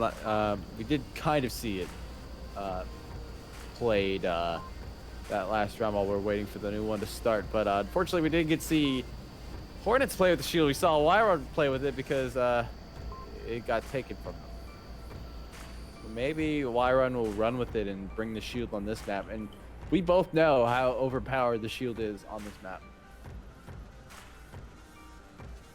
I don't know about overpower. I think this map is the least OP shield map out of the cargo subway tanker. I think that this one is the hardest to play the shield on. It's more likely to be played here than on Downfall, is what I'm saying. Well, that's true. I do think it does provide a really good advantage compared to. I hope you're following the Marsoc side. It's pretty funny. It looks like Wyrod is actually really strategizing it. They're saying, okay, who's watching for the flank?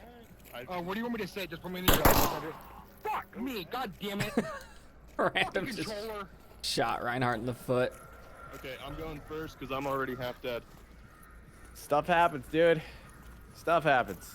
It looks like they're gonna push all out on the north side. No shield this time, though. That's kind of surprising, but I'm not seeing any C4 in any interesting places, so at least yet. Nope, I see it right here.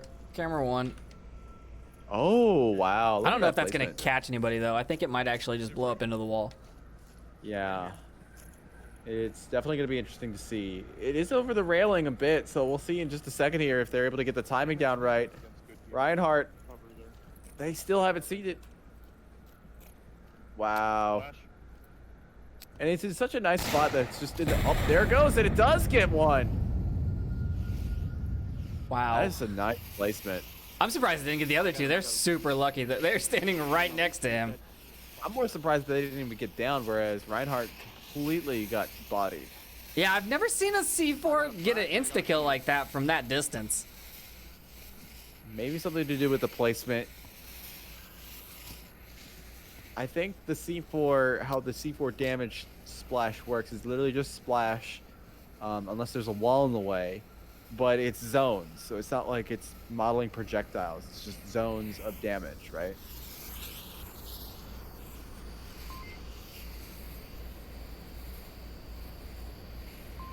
Pushing down those stairs without a shield is going to be very rough. I mean, that's basically, it's a standard practice, right? I would, if you're gonna try to push that without a shield, everyone should be bringing a frag. Everyone should be bringing a frag, chucking them down there, going down prone. Look for those places. We're seeing some utility come out. It smokes. That's a good start, but you also need some of that explosive utility as well in order to be able to clear out exactly where Bake is. I haven't actually tried walking a smoke down, like, because you can't throw one to cover the stairs because it'll just like go left or right or fall. But if you like walked it out in front of you and came down, I think you could get a lot better coverage. But that'd be a really risky Flash that play. was thrown is good. Bake should still be flashed, but they're not looking for it. He's able to find one. The refrag does come out, but the refrag is able to shut down Android from Dyslexic. And what's more shocking is that White Fang is not heading with the rest of his team. The flank is coming out from Hornets now as the rest of the team consolidates what is left of their manpower. But they are slowly getting sandwiched in here. Hold on. They're gonna toss some more smokes. Like I said before, the smoking tactic is good, but you also need some nades to follow it up as well, especially on this objective. Ooh, Crispy gets 2 on the flank. They were not prepared for that. Yeah, Hornets were just not, or I'm sorry, Hornets were on point here. Wyron was not equipped for this approach here. They were kind of taking a shield tactic approach without a shield, and it was just not going to work. They weren't looking for the C4, which is almost guaranteed on this side. I don't really know of many instances where there wasn't C4 thrown up there, or frags, or some form of utility. Even Molotovs get thrown up here, and the fact that they kind of took it as nonchalantly as they did, it kind of began to spell the end for that approach.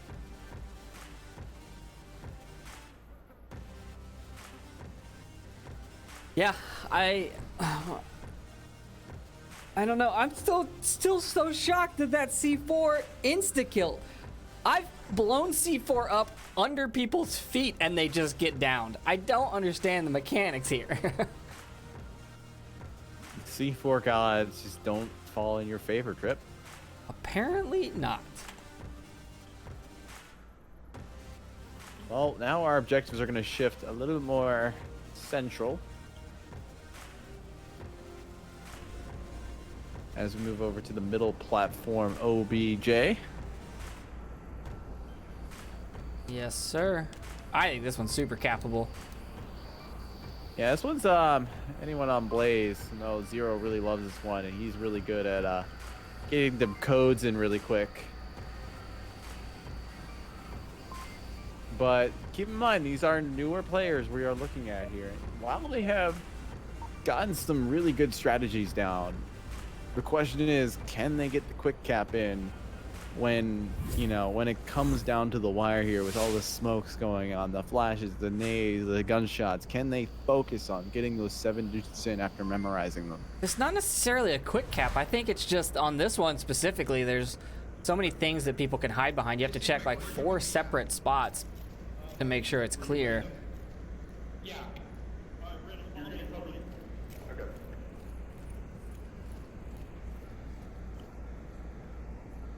Looks like Hornets are sending 3 downstairs, 2 to the south stairwell. Yeah, and they're actually really spacing their defense out too. They've got 2 in the tunnels on the opposite side of the objective, which can be very risky.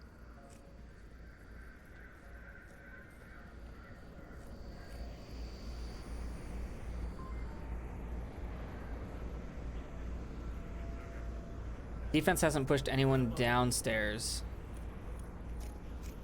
All still on the platform.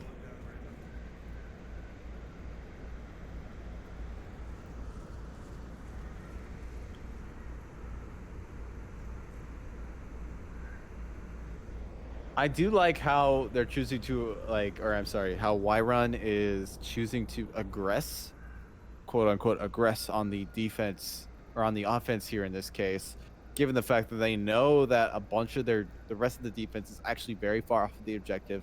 They're not sending Selko down. They're just waiting for him to just ambush in a very visible spot. So if they do get Selko, there can be a refrag potential from one of the people in the opposite tunnels. Crispius is going to get some company here, but he has a shield. And he says hi. I love this man taunting. It's not a very nice view. Nope. Bye-bye. Crispius is taunting. And just, the ambush is set up right there, too. That is just perfect.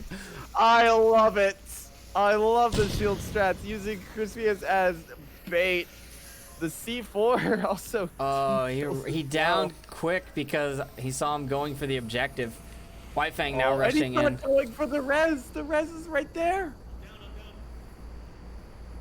What is... Oh, I don't think it's possible anymore. There's just the 2 people on those stairwells. He's too focused. Oh, this is falling apart for Wyrud. Yeah, this is not looking good. Crispy's got the shield and he's pushing up onto the objective. And he's got 3 Overwatch people. 1 in each of the overpass stairs. Crispy's capping. And the goat is just not able to do anything because of the shield. They are able to take down the buddy behind the shield. Crispius is holding strong and steady right now. Goat is just not able to find a position in order to be able to just find this angle. Oh, he might be able to do it now, and he does stop the cap. Now we're into a 2v1. Hornets have finally gotten some kind of a man advantage here. C3PO gets a kill of his own, and the final kill comes from Broccoli onto Android Goat. Hornets will take a round of their own. That was just falling apart for Y-Run. I have no other way to say it. That was just falling apart. Yeah, the Hornets' approach was very good there. I mean, I think it was basically textbook, exactly what they were trying to do. I can understand using like a really spread out defense from from teams that have practiced together for ages and know exactly where each other are going to be. But when you're a newer team and you've been practicing for what, a month most, I think, right? And you'll know how long these teams have been practicing more than I do, Trip. But like when you've only been practicing for a couple months and you're relying on people to do more advanced strats like those spread out lane watching kind of approaches, it's really hard to do. And so I'm not really surprised that Hornets were able to get in as far as they did, given their kind of approach of just collapsing from everywhere. Because you're not able to watch lanes if everyone is being preoccupied with their own lane.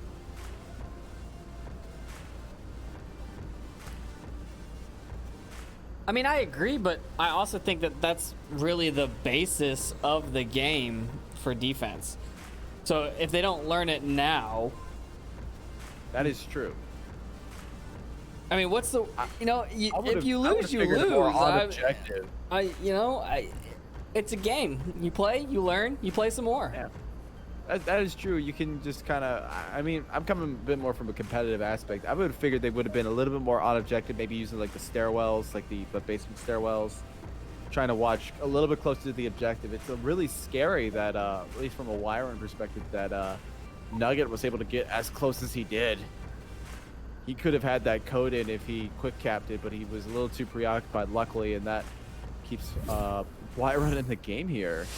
Instead of being 3-0, it's just 2, and they can make a comeback. Just they gotta tweak a couple things.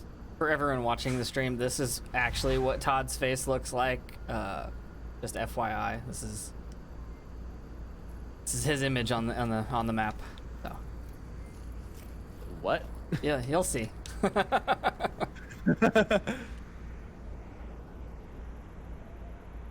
I'm very okay. I guess I'm gonna see in 6 minutes. The Hornets pushing out. We've got one watching the overpass. It's really hard to tell where they're watching. One went downstairs. One's in the south maintenance room. C3PO's under the overpass stairs. And who is this? Dyslexic is watching the north stairs from the tracks. The wire on approach. 2 downstairs, 3 going. No, 2 south stairs. I lost somebody. Where's this guy? Oh, he's in the north stairs. There he is. He's going to have a hard time, and he's going to be first contact, I believe.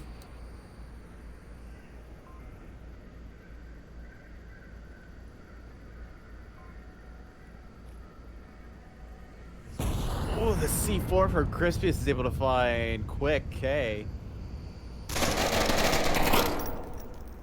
And Soko finds Crispius, or I'm sorry, Crispius finds Soko.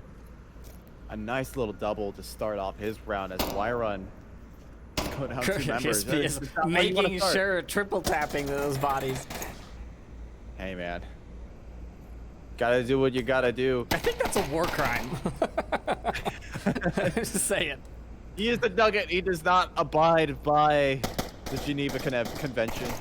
Reinhardt picked off Dyslexic and now has the north side all to himself, but Bake finds him. Oh, the C4 shuts it down, and wow. Hornets will get a 3rd point. I was wondering where that C4 went. I saw him throw it and run away, but I never saw where it landed.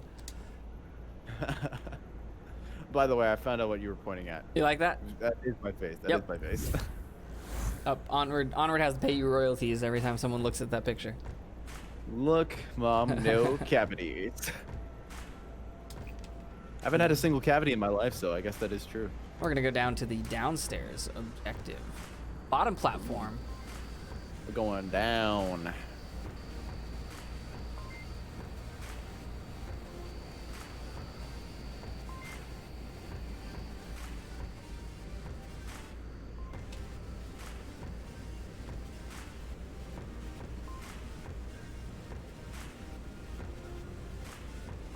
We have one more map after this. We're gonna go from Subway over to Bazaar, and you know, normally, in my opinion, Bazaar is one of the harder maps to play. There's a mix of long range and short range, and just so many angles that you have to watch. You have to work well as a team or know the map very, very well to not just get picked off as you round a random corner. And from what I've been seeing today, I think that these teams are gonna do very well. I think they've had a lot of practice. I think they've been practicing all of these maps. We actually didn't give them the map list until like last week.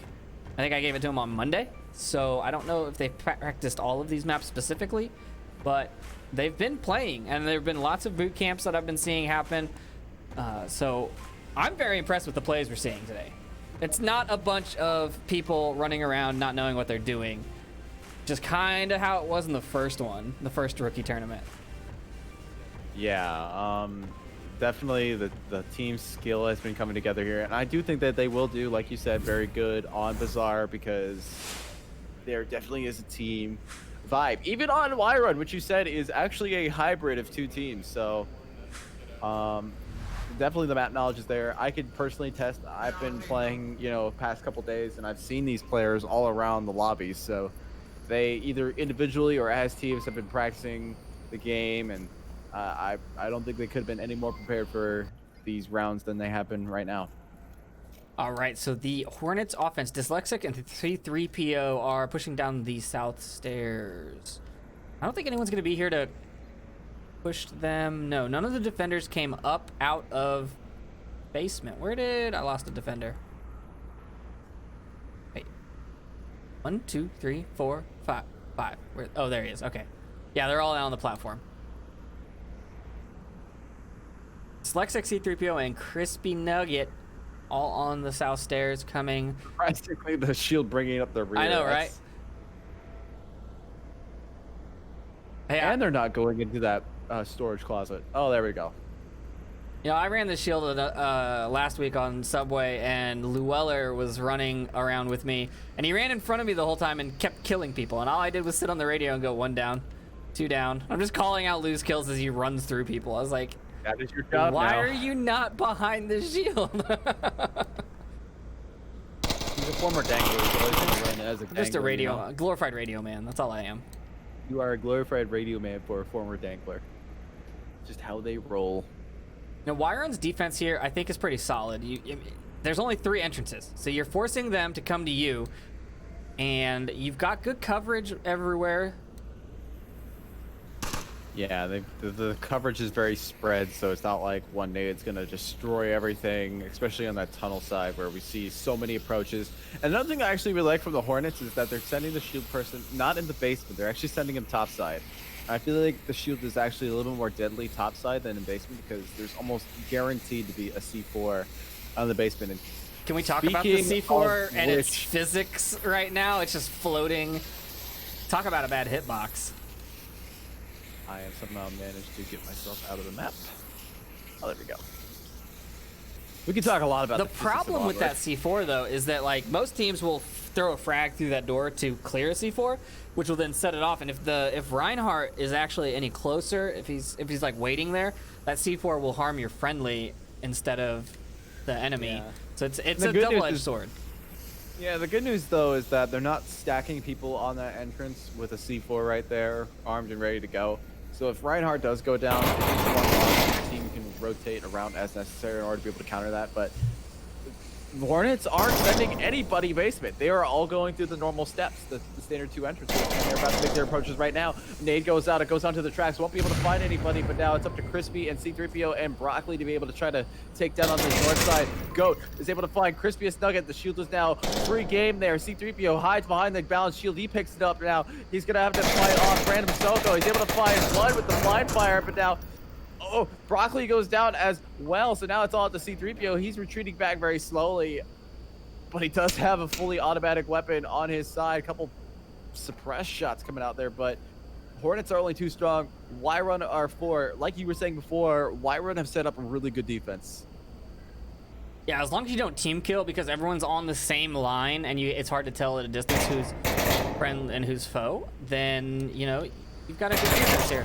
C3PO takes another one Gets down. the kill onto the objective. He has to duck down in order to not expose his feet, but I think he's a little bit overwhelmed by the shield mechanic. Now he switches to a pistol. He doesn't want to reload, but oh, he gets taken down right there. Now it's all up to the last remaining member of Hornets to be able to try to get the win here. Otherwise, Wyvern will be going up another point of their own, slowly crawling their way back up on the scoreboard. But this last member is going tunnel side. I don't think the C4 has been blown up yet, so that's still a possibility.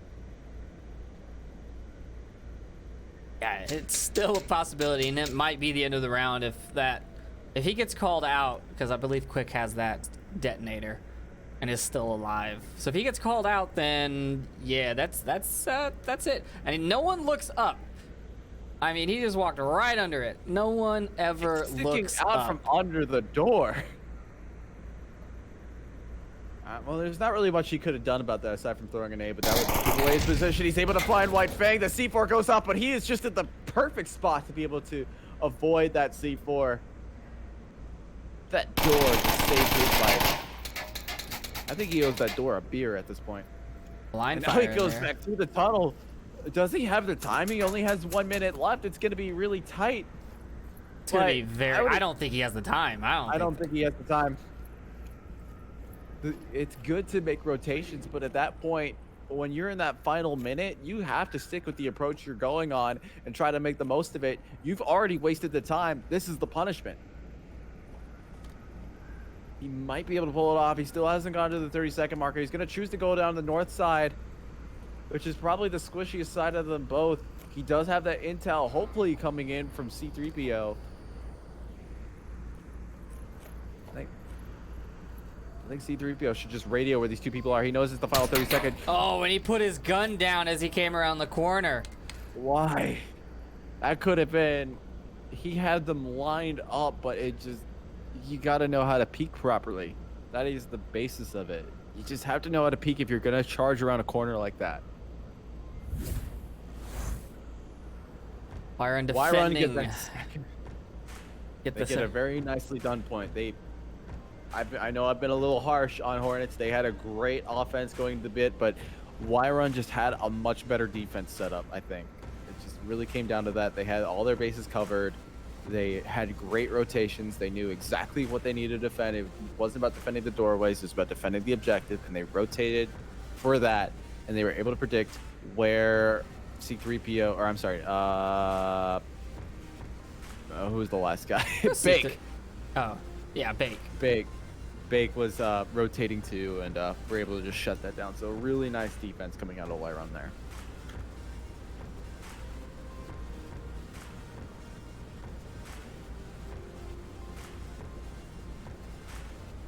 We will have the same objective for Wyron to attack this time. If they're able to get the cap, that is a map win for them. And I don't know how many wins they've gotten so far, but compared to Hornets, Hornets have been looking really strong so far.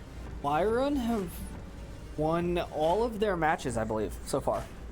Really? Yes. Well, this is This is winner the top takes all, two right? right now. No, we have one more, but this is the top two teams right now. Wyron has won 3, and the Hornets have won 2 out of 2 because they had a bye already. So Oh, right. So Wyron are technically... I don't know how the lead, brackets but- work. Yeah, those buys really mess everything up. Wyron has a bye on the next round, so they won't be playing. So Wait. I keep forgetting. I'm sorry. Literally, shut up. so harsh. I know. Be nice to your teammates, guys. I was hoping you were seeing. We're on stream. It looks like we're gonna see a very similar C4 placement. That's not a bad one. No, it's not at all. I actually really like that. Wow, actually, that's really good. You can face it through the camera. That's harder to look for. But I wonder if it's gonna get blocked. I'm really wondering that too. But All of Wyron taking the theoretic- overpass.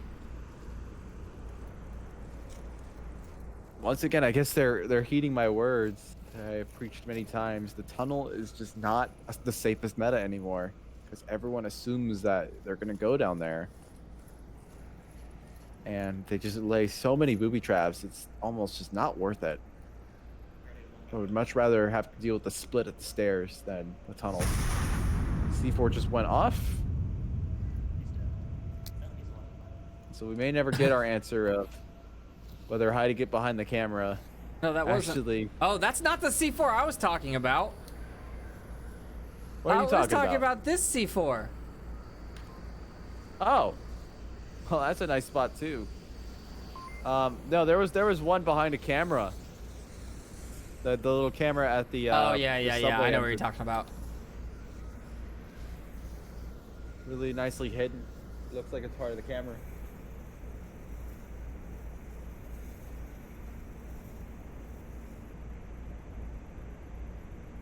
It looks like that Lyron are really taking their time though. I think they're a little confused that they haven't had any contact on the top. And it looks like there was just a drop. C3PO just disappeared from my map. Oh yeah, that is not good for Hornets.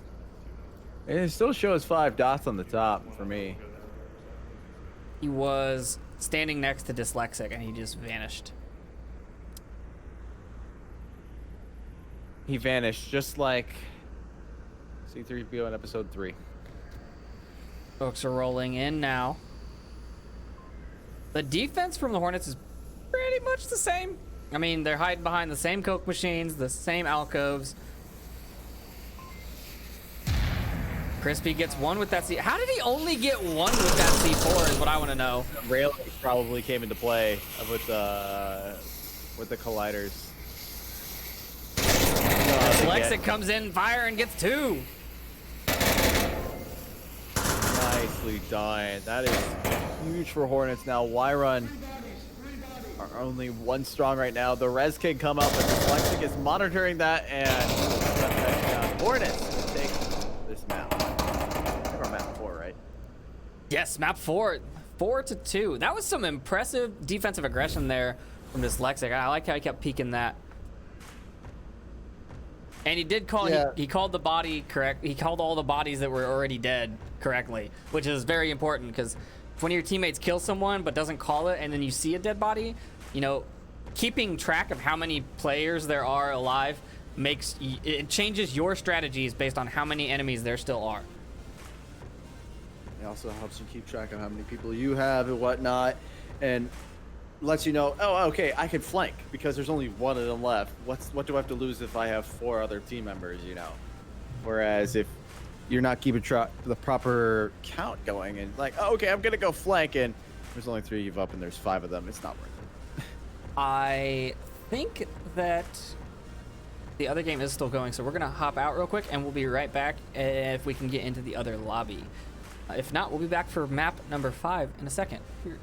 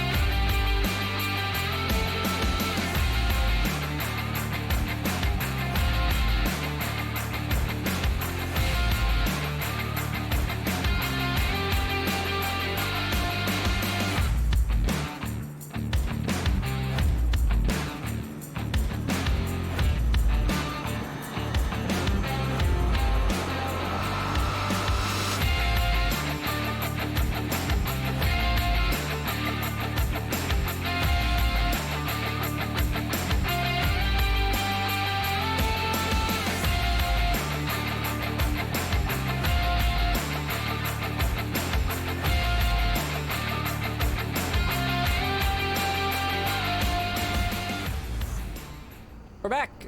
It is Genesis versus Paquettes. They are only on round number, let's see, did they get a cap yet? No cap, so they're round number 4. And it's the same objective. We're on the downstairs platform objective. And if we take a look here, It's the same defense. I mean, everything is basically the same. It's almost like they're copying each other.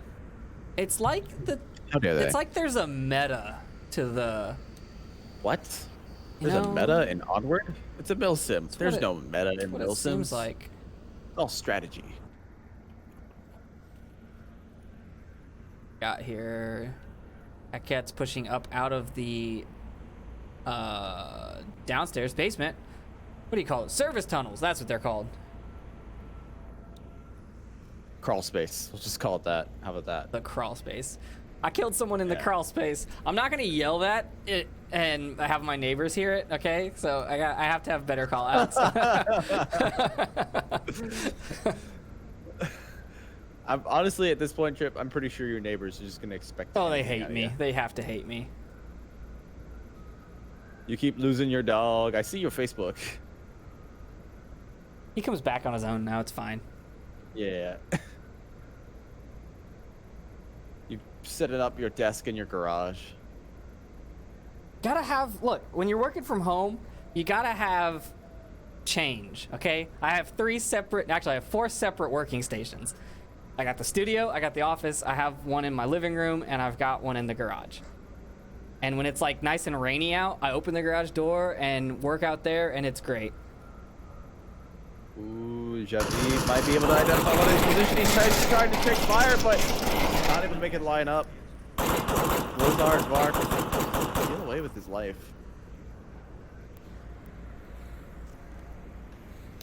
Smokes are coming out now. Is that a frag? Javivi, do you have a frag, sir? Yes. Ooh, that's a frag. Oh, and it Won't doesn't fly catch anybody. anybody. Wow. Wow. Explosions, the man. Right idea, wrong execution. Not wrong, but incorrect.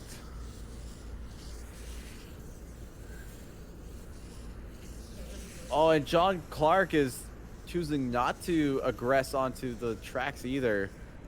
That would have been perfect for catching out Blizzard Vark. Got a C4 on camera 3 in the tunnel. Ooh. Pretty Nice, John, common really is. spot. Yeah, it is. Blizzard Vark is able to find Javiv. It is only a down though, so the res can't come out. It looks like Lieutenant Rasta, as we've recently figured out that's his real name, is able to get that res going.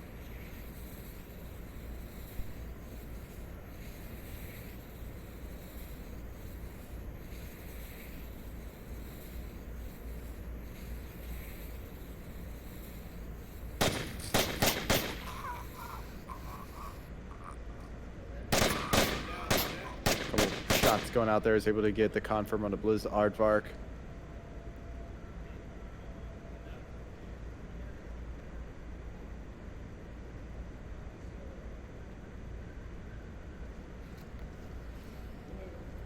My brother just dropped off his dogs. I forgot that he was doing that. I was like, why is this animal here? Oh, this is... Yes. The weird things that happen. I now in have Trip's 3 household. dogs for this weekend. I'm so excited. Shasta and Javivi coming down Oh, the stairs. speaking Look of- at that beautiful yeah. teamwork. Watching opposite angles.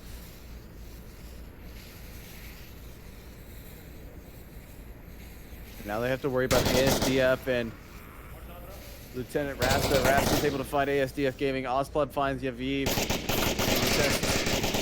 The confirm comes out. Rasta's now worried about Ozpleb.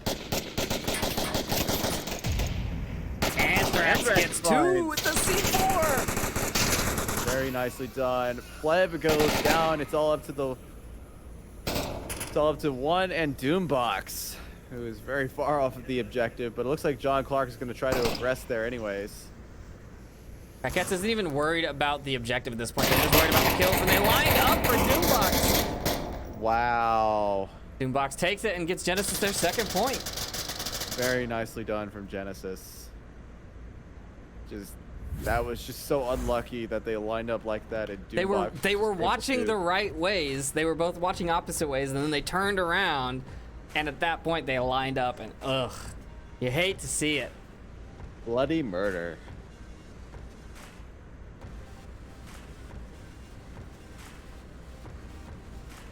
Current score is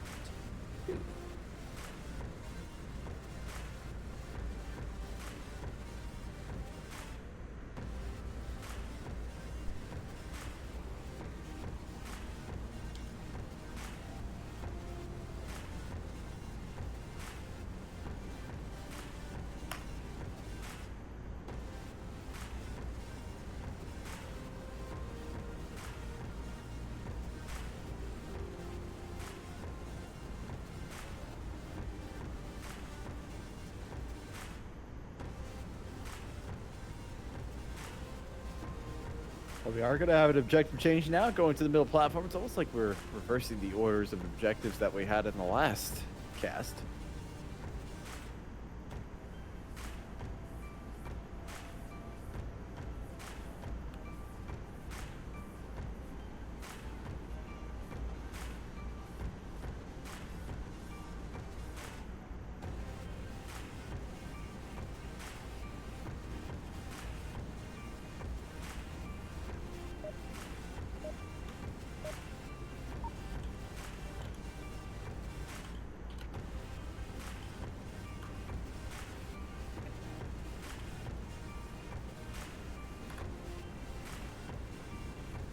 Well, I don't know if Trip's back at the camera yet, but the round is starting, and I will try to describe it as best as I can until he can get back to the camera. The Cats will be defending this round. Oh, he's back. There we go.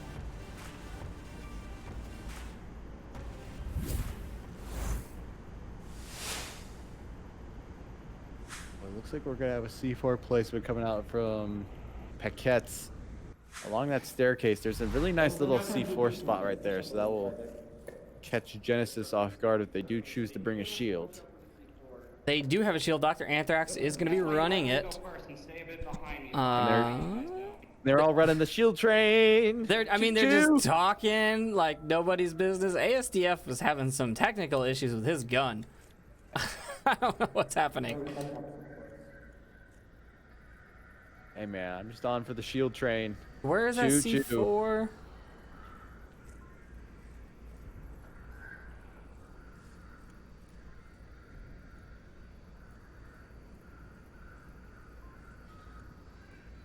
Hearing a lot of footsteps, a lot of noise. Did they just take damage coming down the stairs in the overpass? Possibility. Oh, wow. It looks like all three of them are just going to ignore the staircase with the C4 on it. Wow. I mean, it's not the best approach to this objective. Oh, there's the C4. I didn't see it when I came through the first time. Coming from downstairs. I didn't see it coming from downstairs flying the camera. Yeah. Shows you kind of what players see as well. I don't like coming through that way at all. It's a bottleneck. Aggressive. It is a bottleneck, but I do enjoy it whenever I feel like I've got the support of the team to kind of keep everyone occupied. But if I was doing it solo, no, that's a bad idea. Honestly, I'd feel better about it doing it solo because then you only have to worry about the door in front of you. I don't think I'd ever come out that door though. I think I would sit in the door and harass people. Yeah. Verbally abuse the defenders, but I would not come out the door. Make them give up because their feelings were hurt. Yep. Make them cry. And then their headset breaks because they cried too much in it. Yeah. So water and electronics don't work good. It looks like that they are... Oh, they're going back? No. Y'all were perfect before. ASDF is going to get himself blown up here. I'm just going to watch this kill cam here. Oh, they're all going to stack there. Oh, my God. Oh, he only got one? What? Oh, but he got all three with the gun. That was disgusting to watch. Muertos. That was disgusting to watch. Feels bad, man. People, please put F's in chat. Clip that. Someone clip that. That is disgusting. Lieutenant Rasta goes down from the overpass. Definitely calling him out still because it was not double tapped. Genesis with 2 members left, both in the overpass, which is a great approach in my opinion. You have long fields of fire and coverage onto the objective. Javivi peeks the corner and gets his head taken off. As is tradition.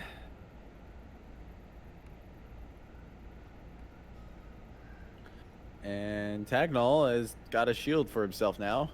I don't think he realizes that if the shield isn't balanced, that it doesn't render properly to other players. So you have to balance it upright perfectly if you want to leave it on its own. Shield is dancing.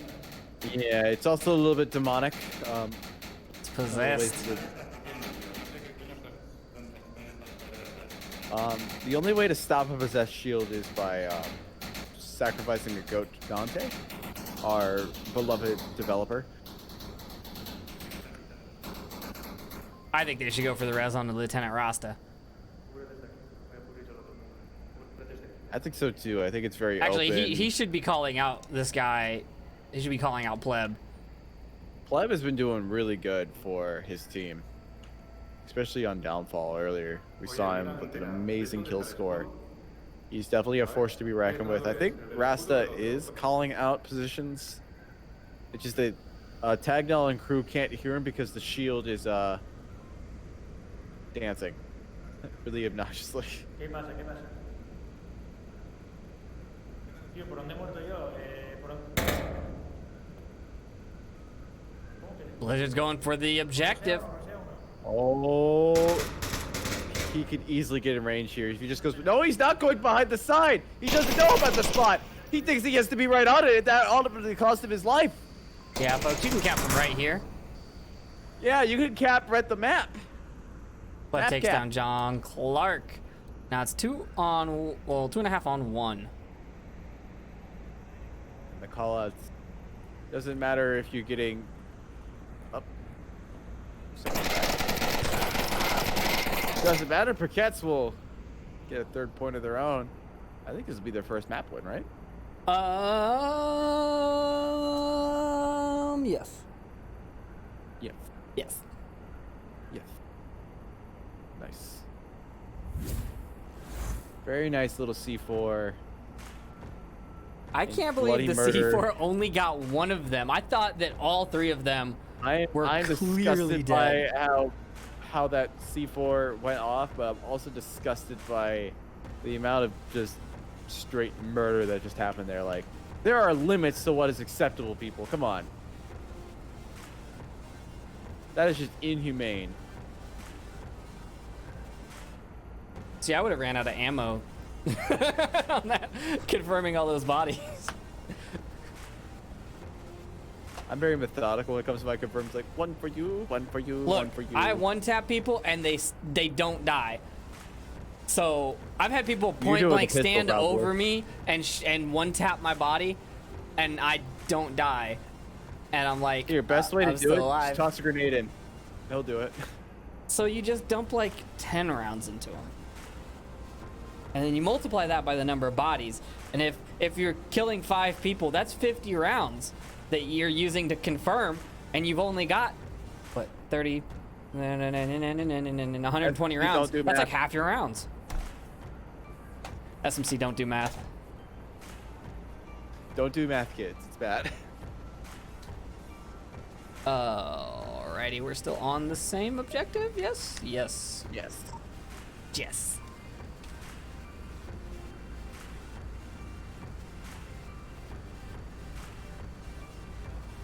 Round number 6. Paquette's on offense. Genesis just have to defend this. I think Paquettes are going to take this one. I'm feeling it. I'm feeling Paquettes. They've got the I'm rooting for coordination them. down. We've only been seeing them like lose to other teams here. I'm really wanting for them to get a map win. On cast. It looks like they're going to try to place a C4. Oh, I'm sorry, Genesis is. Oh! I like how he missed. Oh, tackle just comes out and shoots him in the head. Oh my god. That stairwell, man, it's just been catching everybody out. They're just like, wait, what happened? There's been enough murder at that stairwell for one day. Vale, no vamos a salir por aquí, nos están esperando, ¿vale? Equipo.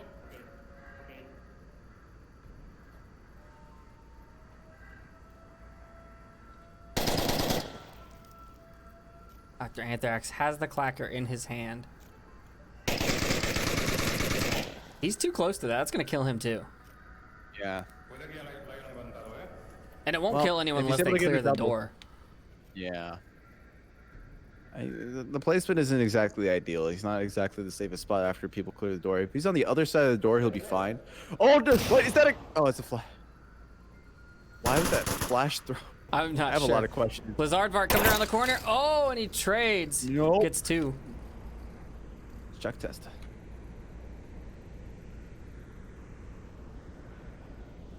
Sparks are so pretty.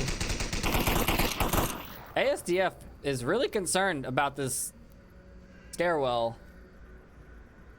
I think they're just really concerned about everything. They're about to lose to Paquettes. Like, Paquettes have put them on match point. It's 3-3 right now. Scoreline 2-3. Genesis have everything to lose here right now. Don Clark and Javivi pushing the north stairs. That LMG suppression coming out.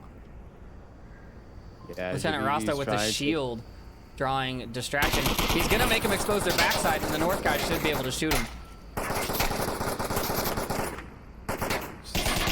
Hard bench is causing so much trouble for Javivi, but he's finally able to get a pick onto ASDF. He now has to go for Anthrax.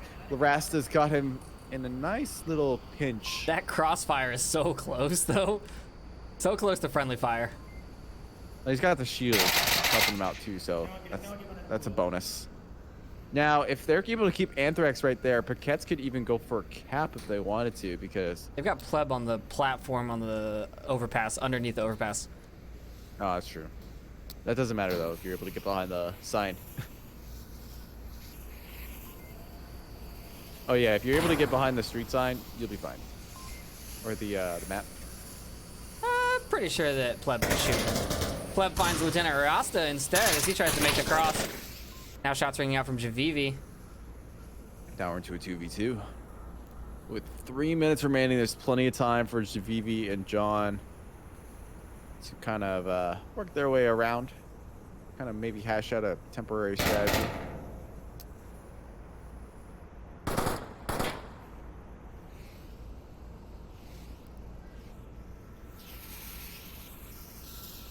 Now The chat. smoke does give away Javivi's position though to pleb. Yeah, but that's not a bad thing necessarily. Sometimes you want them to know where you're at. Me, I just choose to sing instead of waste utility. Oh yeah, no, I preach the word of Jesus behind a shield. It's pretty nice. I will always miss my Canadian friend yelling, "Hey, mister!" Hello, sir? Sir? Poor Pone Cake. Okay.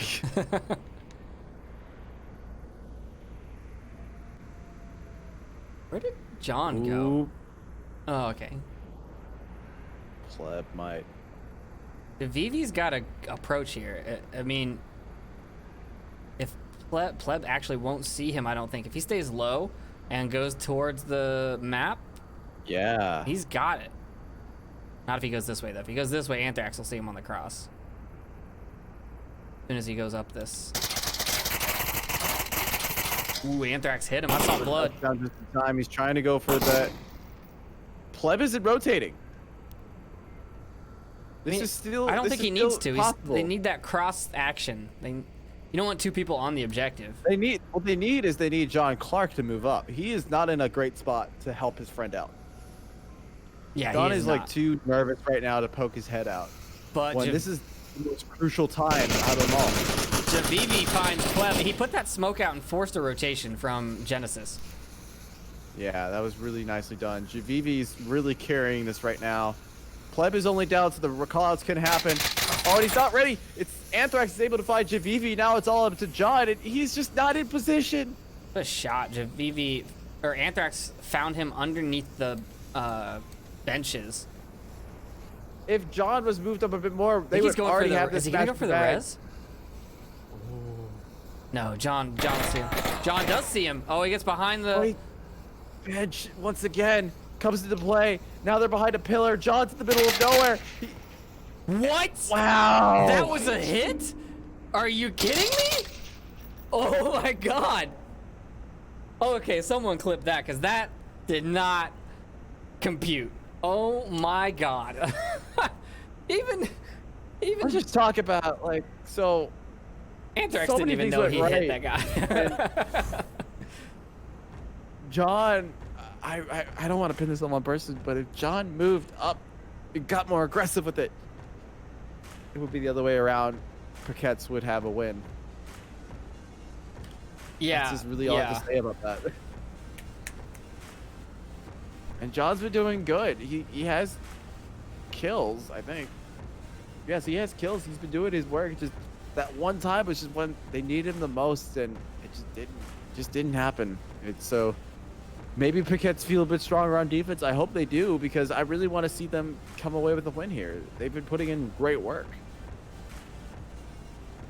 Yeah, I'm looking at the stats right now to see. Paquettes have won. Yeah, they've won 0. Yeah, I want to see them. I want to see them roll away with at least one here, get something out of it, you know. Genesis also haven't won any though. They've lost 3. Paquettes have my only lost God. 2. So this Trip. is. We've been rolling the last match's objectives backwards. We started with downstairs, now we went to middle platform, and now we're on the north one. What are the chances, right? Oh, I have the team names wrong. I just realized that it's Paquettes and Meta, not Paquette. We're on Subway. I was reading the 5th map. It is not Genesis on the left side. It is Meta. Oh, let me change that. Yeah, my bad, guys. Thanks, chat.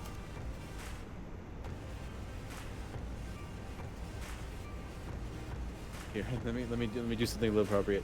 I know what's happening. All right. But so like you said, we're going to the north stairwell. Round number 7. The defense that we're seeing here is a little bit different. We are seeing Tagnol run up, put a C4, common. ASDF coming around the corner. He's gonna get super aggressive. He's got a shield this time. And he's gonna die in 3, 2, 1. Boom. Pull the trigger, Crunk! There we go.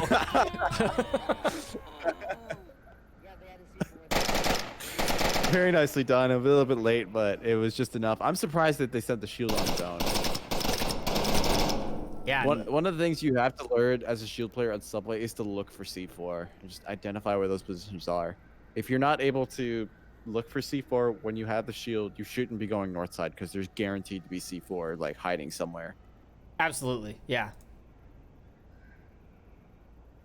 Or being able to identify who's holding a C4 if they're gonna throw it at you. Like, C4 is your worst enemy. Molotovs as well, but mostly C4 because of that U bend that they have there. Now, Meta is they have a very interesting strategy going on. I'm not really sure if I'm a fan, but kind of sending one person at a time on that north side, I don't think it's the way to do it.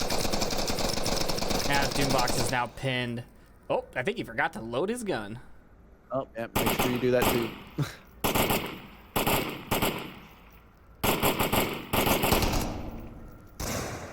Flash comes out, not far enough. Flashbang? That's a flashbang. Throw it. Throw it. Let go of it. Oh, no.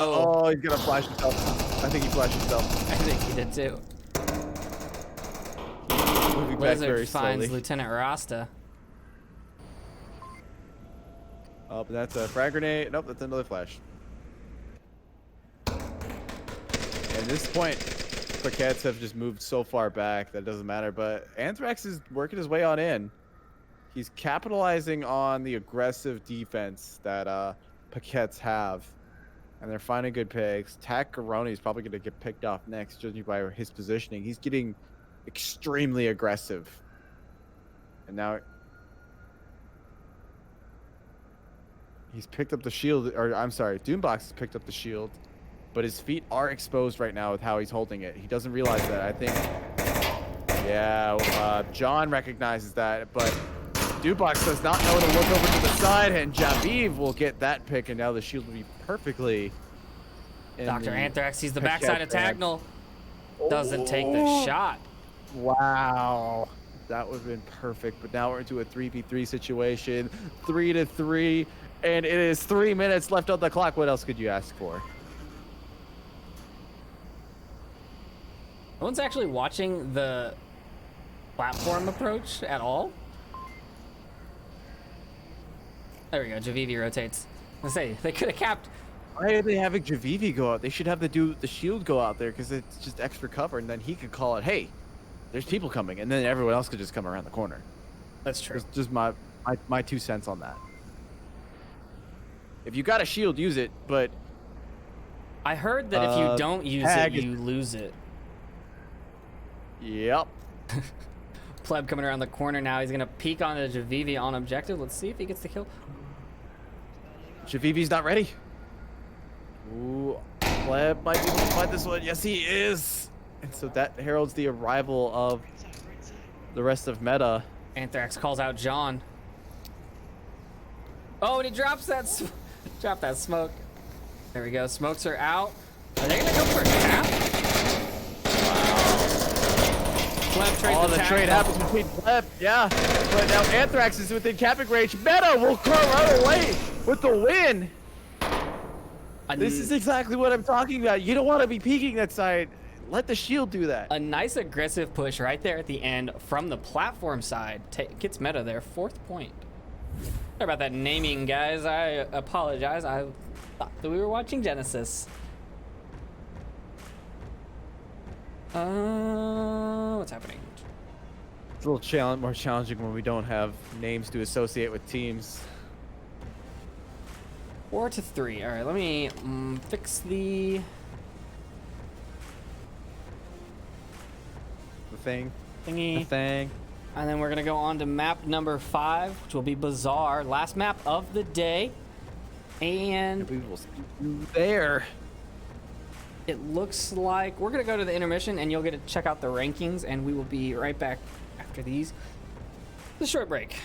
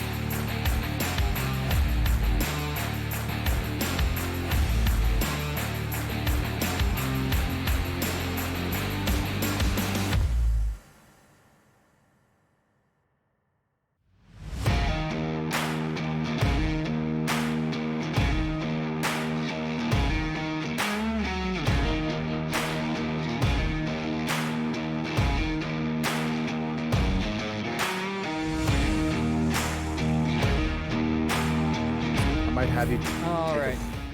Here we go. We're on map number... Oh, not Subway anymore. We are now on Bazaar. Where's the button for Bazaar? There we go.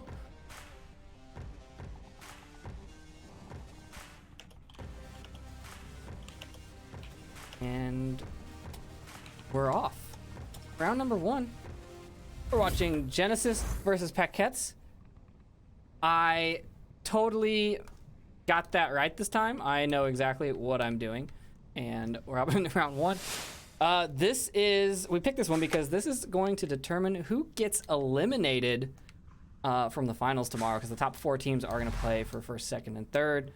And there are 5 teams, so obviously someone has to go.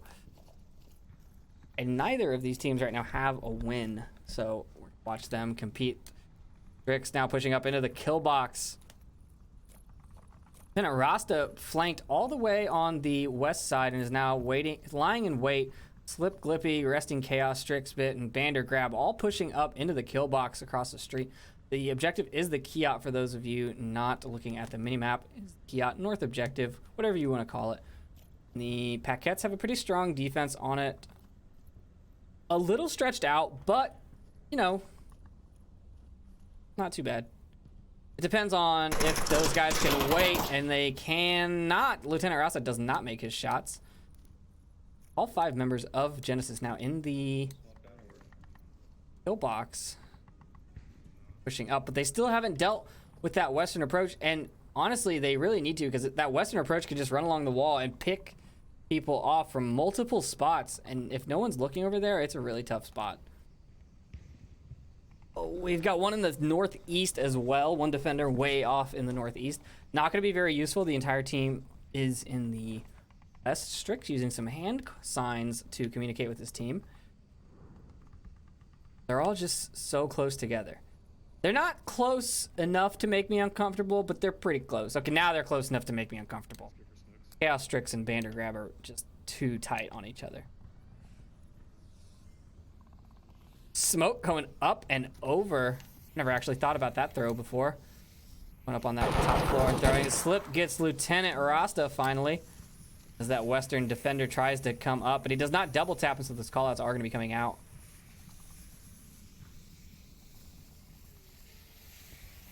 Lots and lots of smoke. Valor Magnus going for the objective. He's got Tablet out. He's whipping it out. He's going for it. Javivi's not seeing him.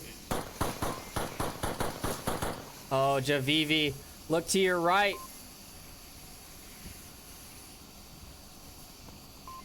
Good job, guys. Now Javivi sees him. Genesis with a strong play there. Taking the first 2 points on the map. Wow. And only 1 kill. They capped under 4 alive. Very impressive. And that's the problem with the Kiat objective, is there's just so much cappable space. You can't defend it with just a single person. You have to have at least 2 people, probably 3, to get full coverage from that objective. I mean, you can cap from downstairs either side. You can cap from upstairs either side. You can cap from laying prone in the smoke out in the bazaar. You can cap from all over the place. And the problem isn't necessarily the amount of capping space. It's the fact that you can't get from one to the other without going down and around the bazaar, or not down and around the Kiat and back up the other stairs. There's no easy way to check both sides. It's not like you peek both sides of a wall like on Quarantine North Wall. You know, you can check both sides of the wall, no one's capping, easy peasy. But here you've got to rotate all the way around, plus you have to go through the open in the front, and if someone even forces that rotation, they're gonna pick you off with their teammates just waiting for you. It's just such a tough spot. Take a look real quick. I'll show you what I mean here. For those of you, for the uninitiated, you can cap from up here on this balcony. You can cap from up here on this balcony. But to get from this balcony to this balcony, you can not shoot through there because you can't hit the guy. I mean, you can shoot from, if he's in here, you can shoot him, but you can't hit the capping spot. And so you have to run out, down, out this way, which is where you're gonna get shot. You can't come through this side of the objective. You have to go around the objective, go back up, and back up the stairs. And it's just It's just not very efficient, and I mean, I don't know. I'm not a fan of the upstairs caps. Where are we going in round number 2?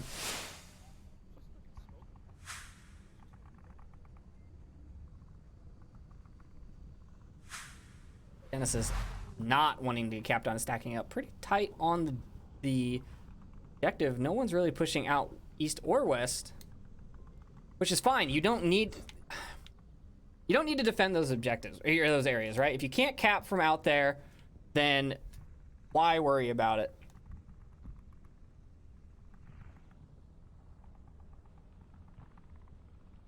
Brother just got Taco Bell and didn't even ask me. How rude.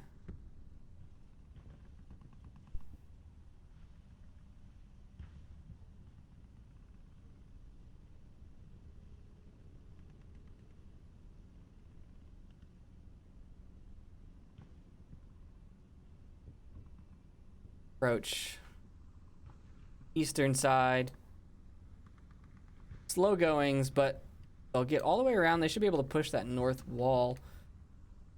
Got one in the 2-story by Ice Cream Truck objective, and then 2 going on the far west. Genesis just biding their time. They've got the defensive setup. They've got good coverage. Cross. They've got guys in the objective. They can't come in the back way. They can't sneak in without killing somebody. So basically, you're using your players as a sort of defensive bell line. You know, when someone gets shot, then you know where they're coming from. Valor Magnus finds Lieutenant Ross as he tries to make that cross in the north from the east spawn to the northeast building. Slip Glippy rotates to support that. After taking those shots, Valor is going to move, which is always smart. You never stay after you shoot, because then people know where you are. Smokes on the northeast cross there.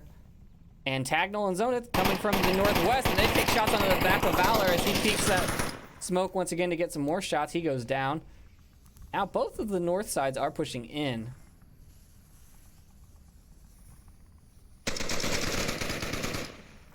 Tagnell finds bricks. And now Genesis is down to 3.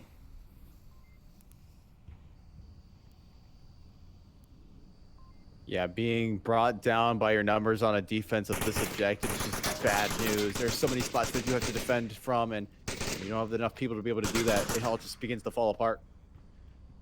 Yeah, it's just so easy to force rotations on these objectives. Vandergrab waiting for Tagnell. They are not able to hit each other. Lots of rounds going out. Zonith finds him. A Slip Glippy is waiting for that cross out of that room where the fire came from. Will he Smoke find to help him? assist that, but it's pointed the wrong way, so Tagnell is exposed once again.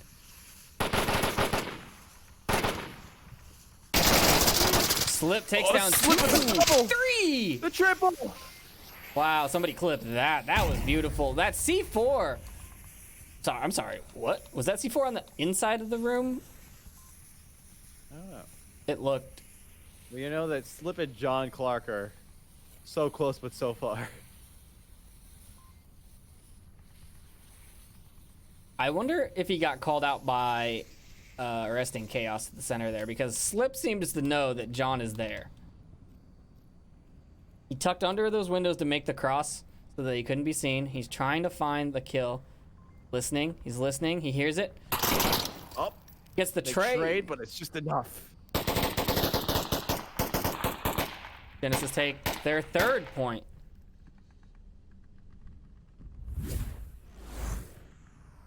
Very nicely done from Genesis, being able to defend that objective. Let's not beat around the bush here. That triple was what made it for Genesis. It was not looking good at first, but getting the manpower back on their side is just so huge on this objective.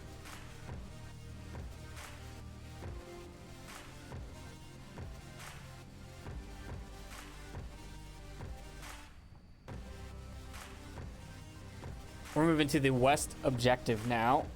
Genesis up 3-0. Doesn't have to stress about getting this cap. All they have to do is get the kills, which should be pretty easy on this one because it's got so many cap positions that you have to rotate around it. Or if you're in Paquette's, position, you could be like, well, if we get killed, we lose. If we get capped on, we lose. So they could totally abandon the objective. I mean, it depends on your mindset, right? Yeah. All in or all out.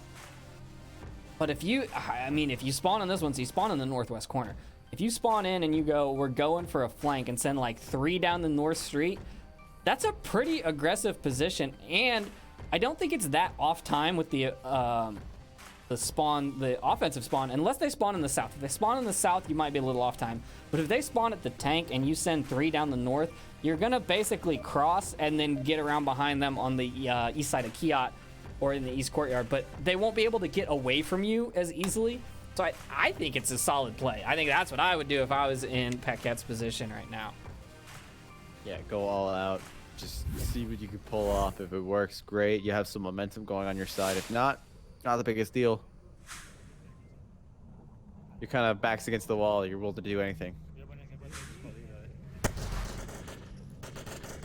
Not sure why Genesis is shooting right off the bat. No one can cross that street that early, and that gives away the spawn as the west spawn, or the east spawn. Zoneth now looking for someone to cross that north. He misses the cross, does not see that. That is, I can't even read. Resting Chaos made it to the north wall.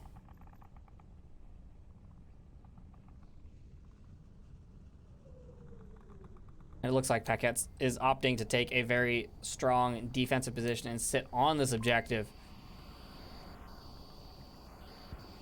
letting Genesis even get all the way up into the kill box without conflict.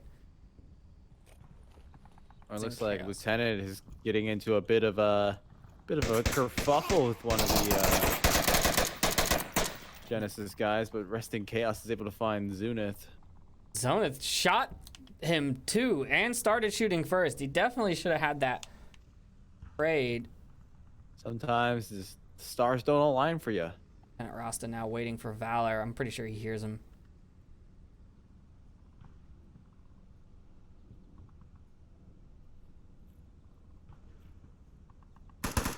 Oh, but Valor heard him. And Rasta goes down. And they're just pushing in and picking people off. 5 members of Genesis still standing. 3 members of Paquette still up. It's not looking good. Once the enemy gets onto this block, it's so hard to defend.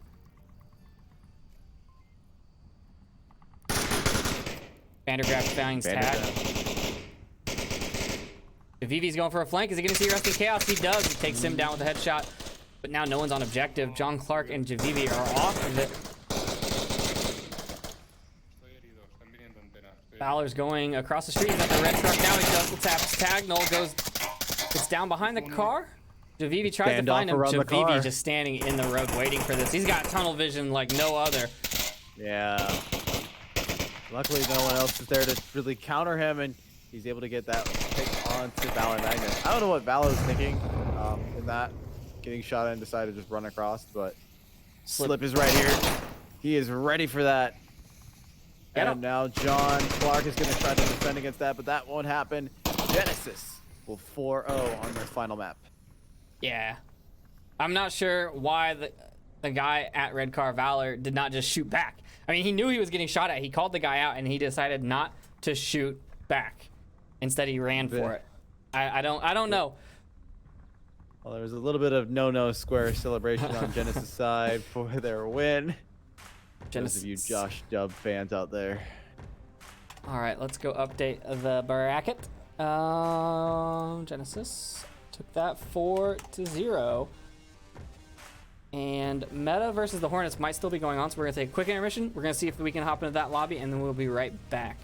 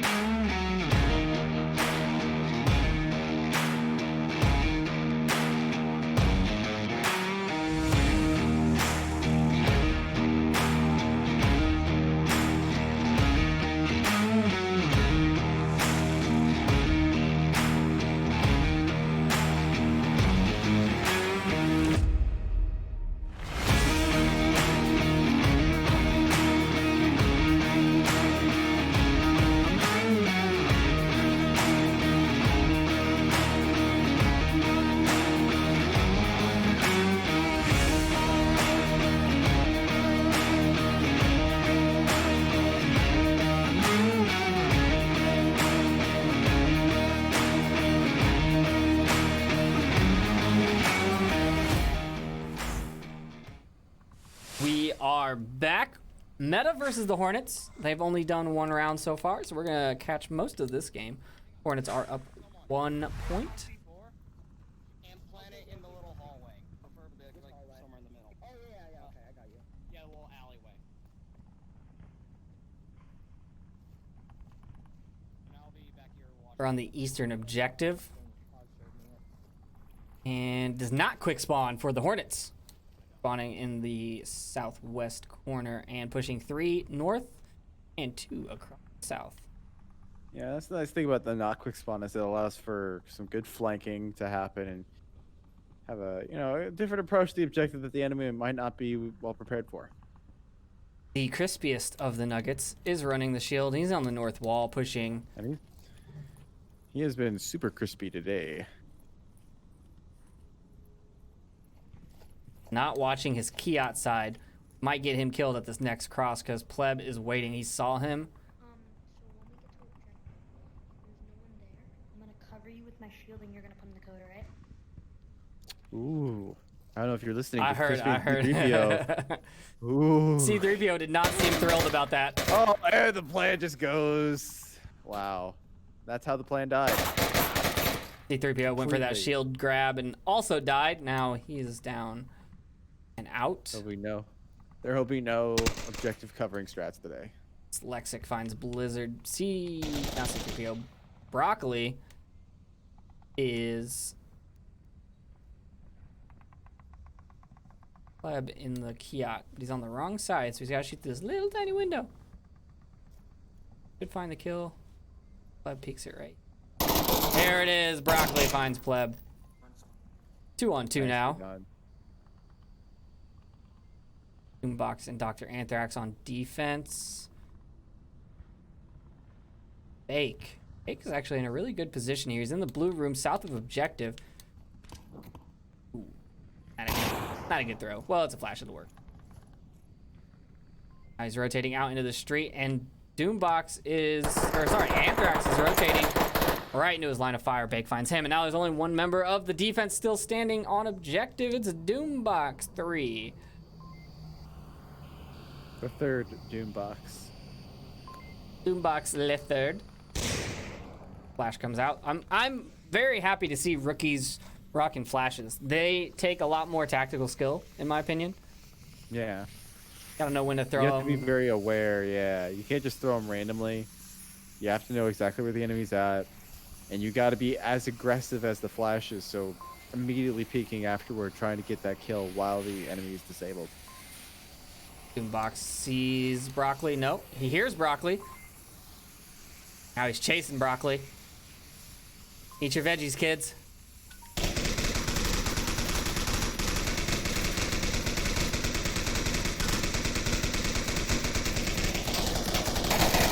Plenty of fire going around there, but Broccoli goes down to a teammate, but he got the kill, and that's all that matters. Hornets take that point.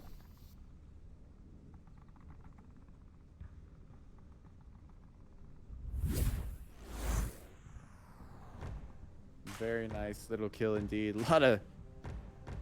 Ooh, that suppression can really mess with you. Especially when you're on the objective.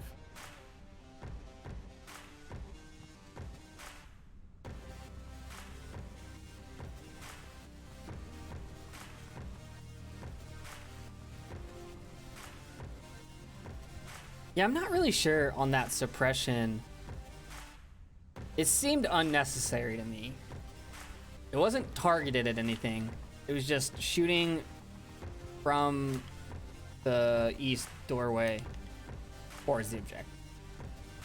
And I feel like, I don't know. At that point, he could have just been shooting up in the air to get the same effect, right? He could have just been drawing attention, and that wouldn't have suppressed his teammate. Hey man, they're just being experimental with each other, man.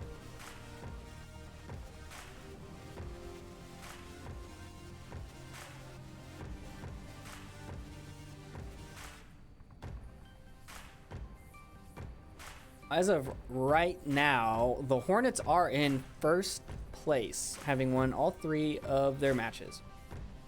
And currently winning this one as well.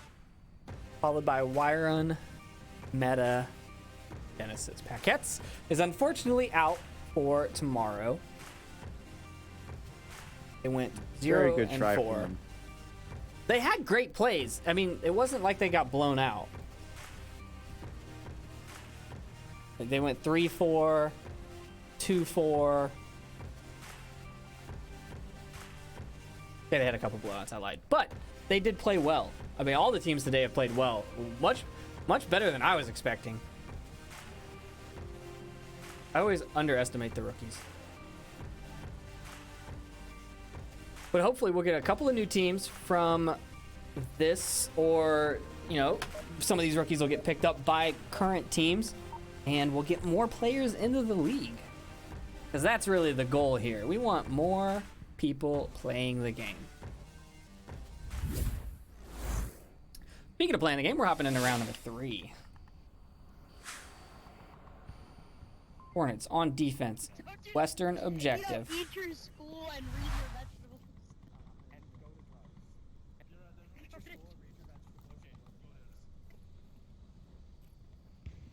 Meta spawning in the south. Pushing 2 towards the ice cream truck, and it looks like they're going to send 3 across the street. Try and get into that bazaar area or scaffolding area.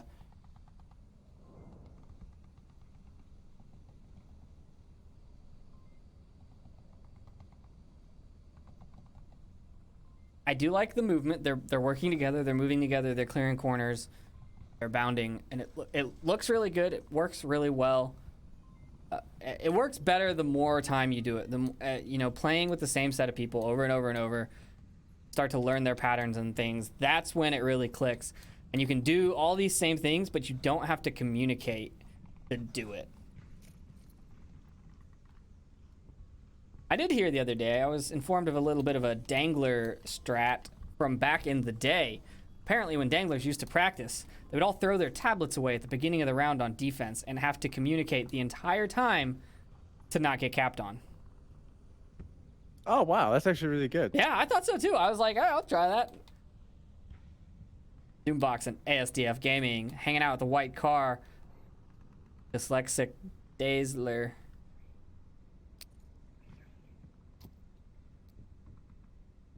Is that a frag? I think it is, yeah. It's the wrong...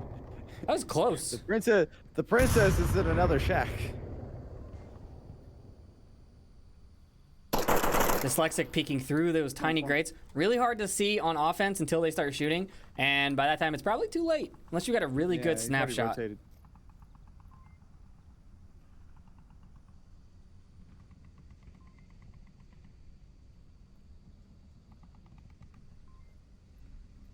You've got 2 in the north. Gonna push the north wall. But there's a defender. Bake is hanging out in the building in the northwest. A hard approach. I don't like taking that way. Desk pop there.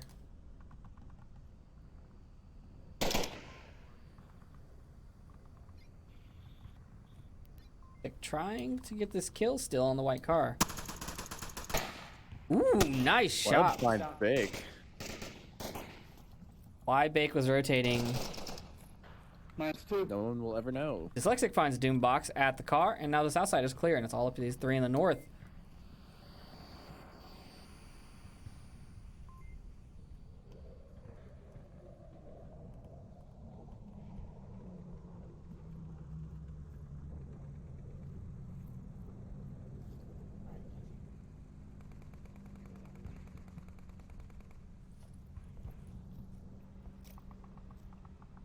Broccoli looking for a kill. Ooh, does not see the peak.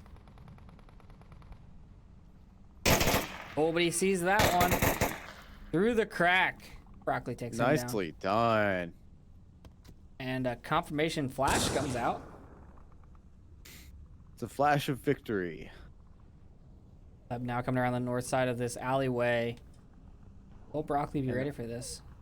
Oh. Lev is... Nope.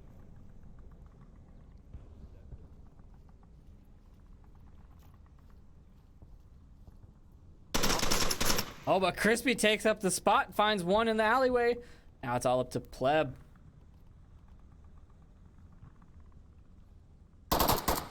Web finds Crispy. 2-on-1. Reading that code.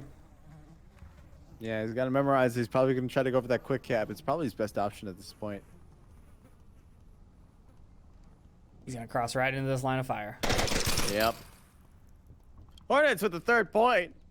Pulling away. Pulling away indeed. Dyslexic with 8 and 1. Pretty Damn. solid scoreline. Damn, girl. That's crazy. That's really an achievement.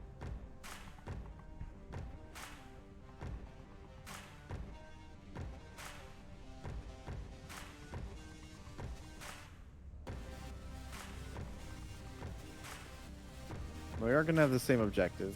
It is very challenging to defend, and it's really up to Meta to be able to try to find their first point here, but it's just not been going their way at all. Yeah, and I mean, like I said in the previous match, they're in the same position as Paquettes, where they're down 3 points. So if they lose, either way, they lose. So they can just make the push and try and get the flank and get aggressive. But I think, let's see, Hornets and Meta. If Meta wins this, I think they're above the Hornets. I don't know how scoreboards work, guys. The Hornets have won 3 out of 3. Meta has won 2 out of 3, and this is their 4th. So they'd be tied, and then Meta would be on top because they beat the Hornets, I think. I don't know. Brackets are hard, but I think it actually does matter. It's not like you lose and you're out. This could determine if Meta is playing in the 1st and 2nd place game or the 3rd and 4th place game tomorrow.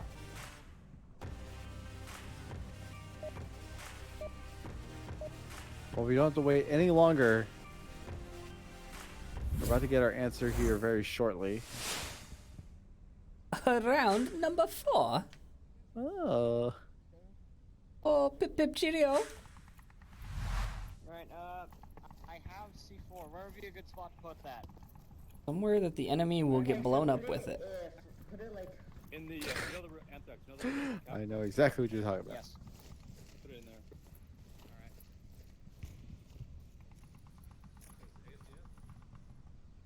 And it looks like we're going to get a little bit of a spread, kind of a conventional defense coming out from Meta. They are following the established. Bear with me. Don't say it. Don't you do it. Oh, you're fired. The Hornets throwing out a drone from the south corner here. I think that's Dyslexic with the drone. Yeah. They brought the drone on the 1st round that we saw on Downfall.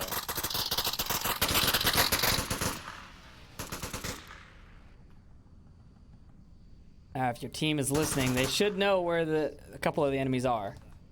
The Nugget Man is bringing the shield again, and he looks like he's using it for spotting more than anything else.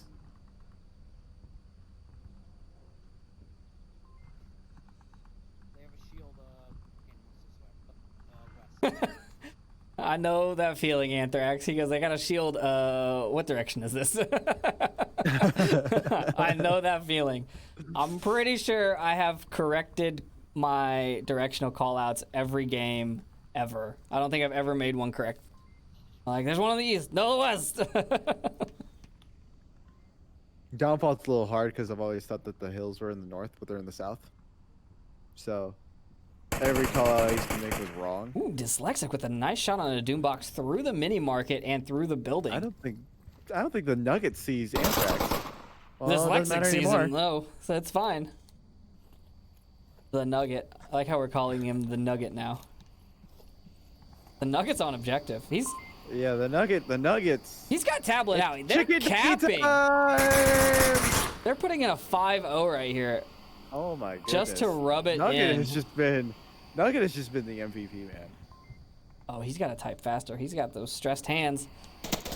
Hornets take it 5-0. ASTF kills himself. Oh, man. What a great play, honestly. Dyslexic with 10 and 2. Crispy Nugget with the cap. And I believe that's it for today. Let me adjust the scoreboard and see where that puts us. Meta got 0 points. And Hornets got 5. Final bracket for today is the Hornets with 4-0, Wyron with 3-1, Meta with 2-2, and Genesis with 1-3. Those are the 4 teams that will be going on to tomorrow. Yeah. Tomorrow, 1 Eastern, same time as this one started. We'll be back, and we will be casting more Onward action tomorrow. The rounds are going to be actual matches, so I don't know if we're going to cast both of them because I think I want them to happen at the same time because I don't really want to waste the rookies' whole day. So we'll probably only cast the first and second place matches, but it's going to be standard VRML rules where you pick your map, you ban 2 maps, you pick your maps, and all that fun stuff. So tune in for that, and yeah, that's it from the casting desk. This is your caster, Triple Nipple, and my co-caster, TFH, and we're signing out for the day.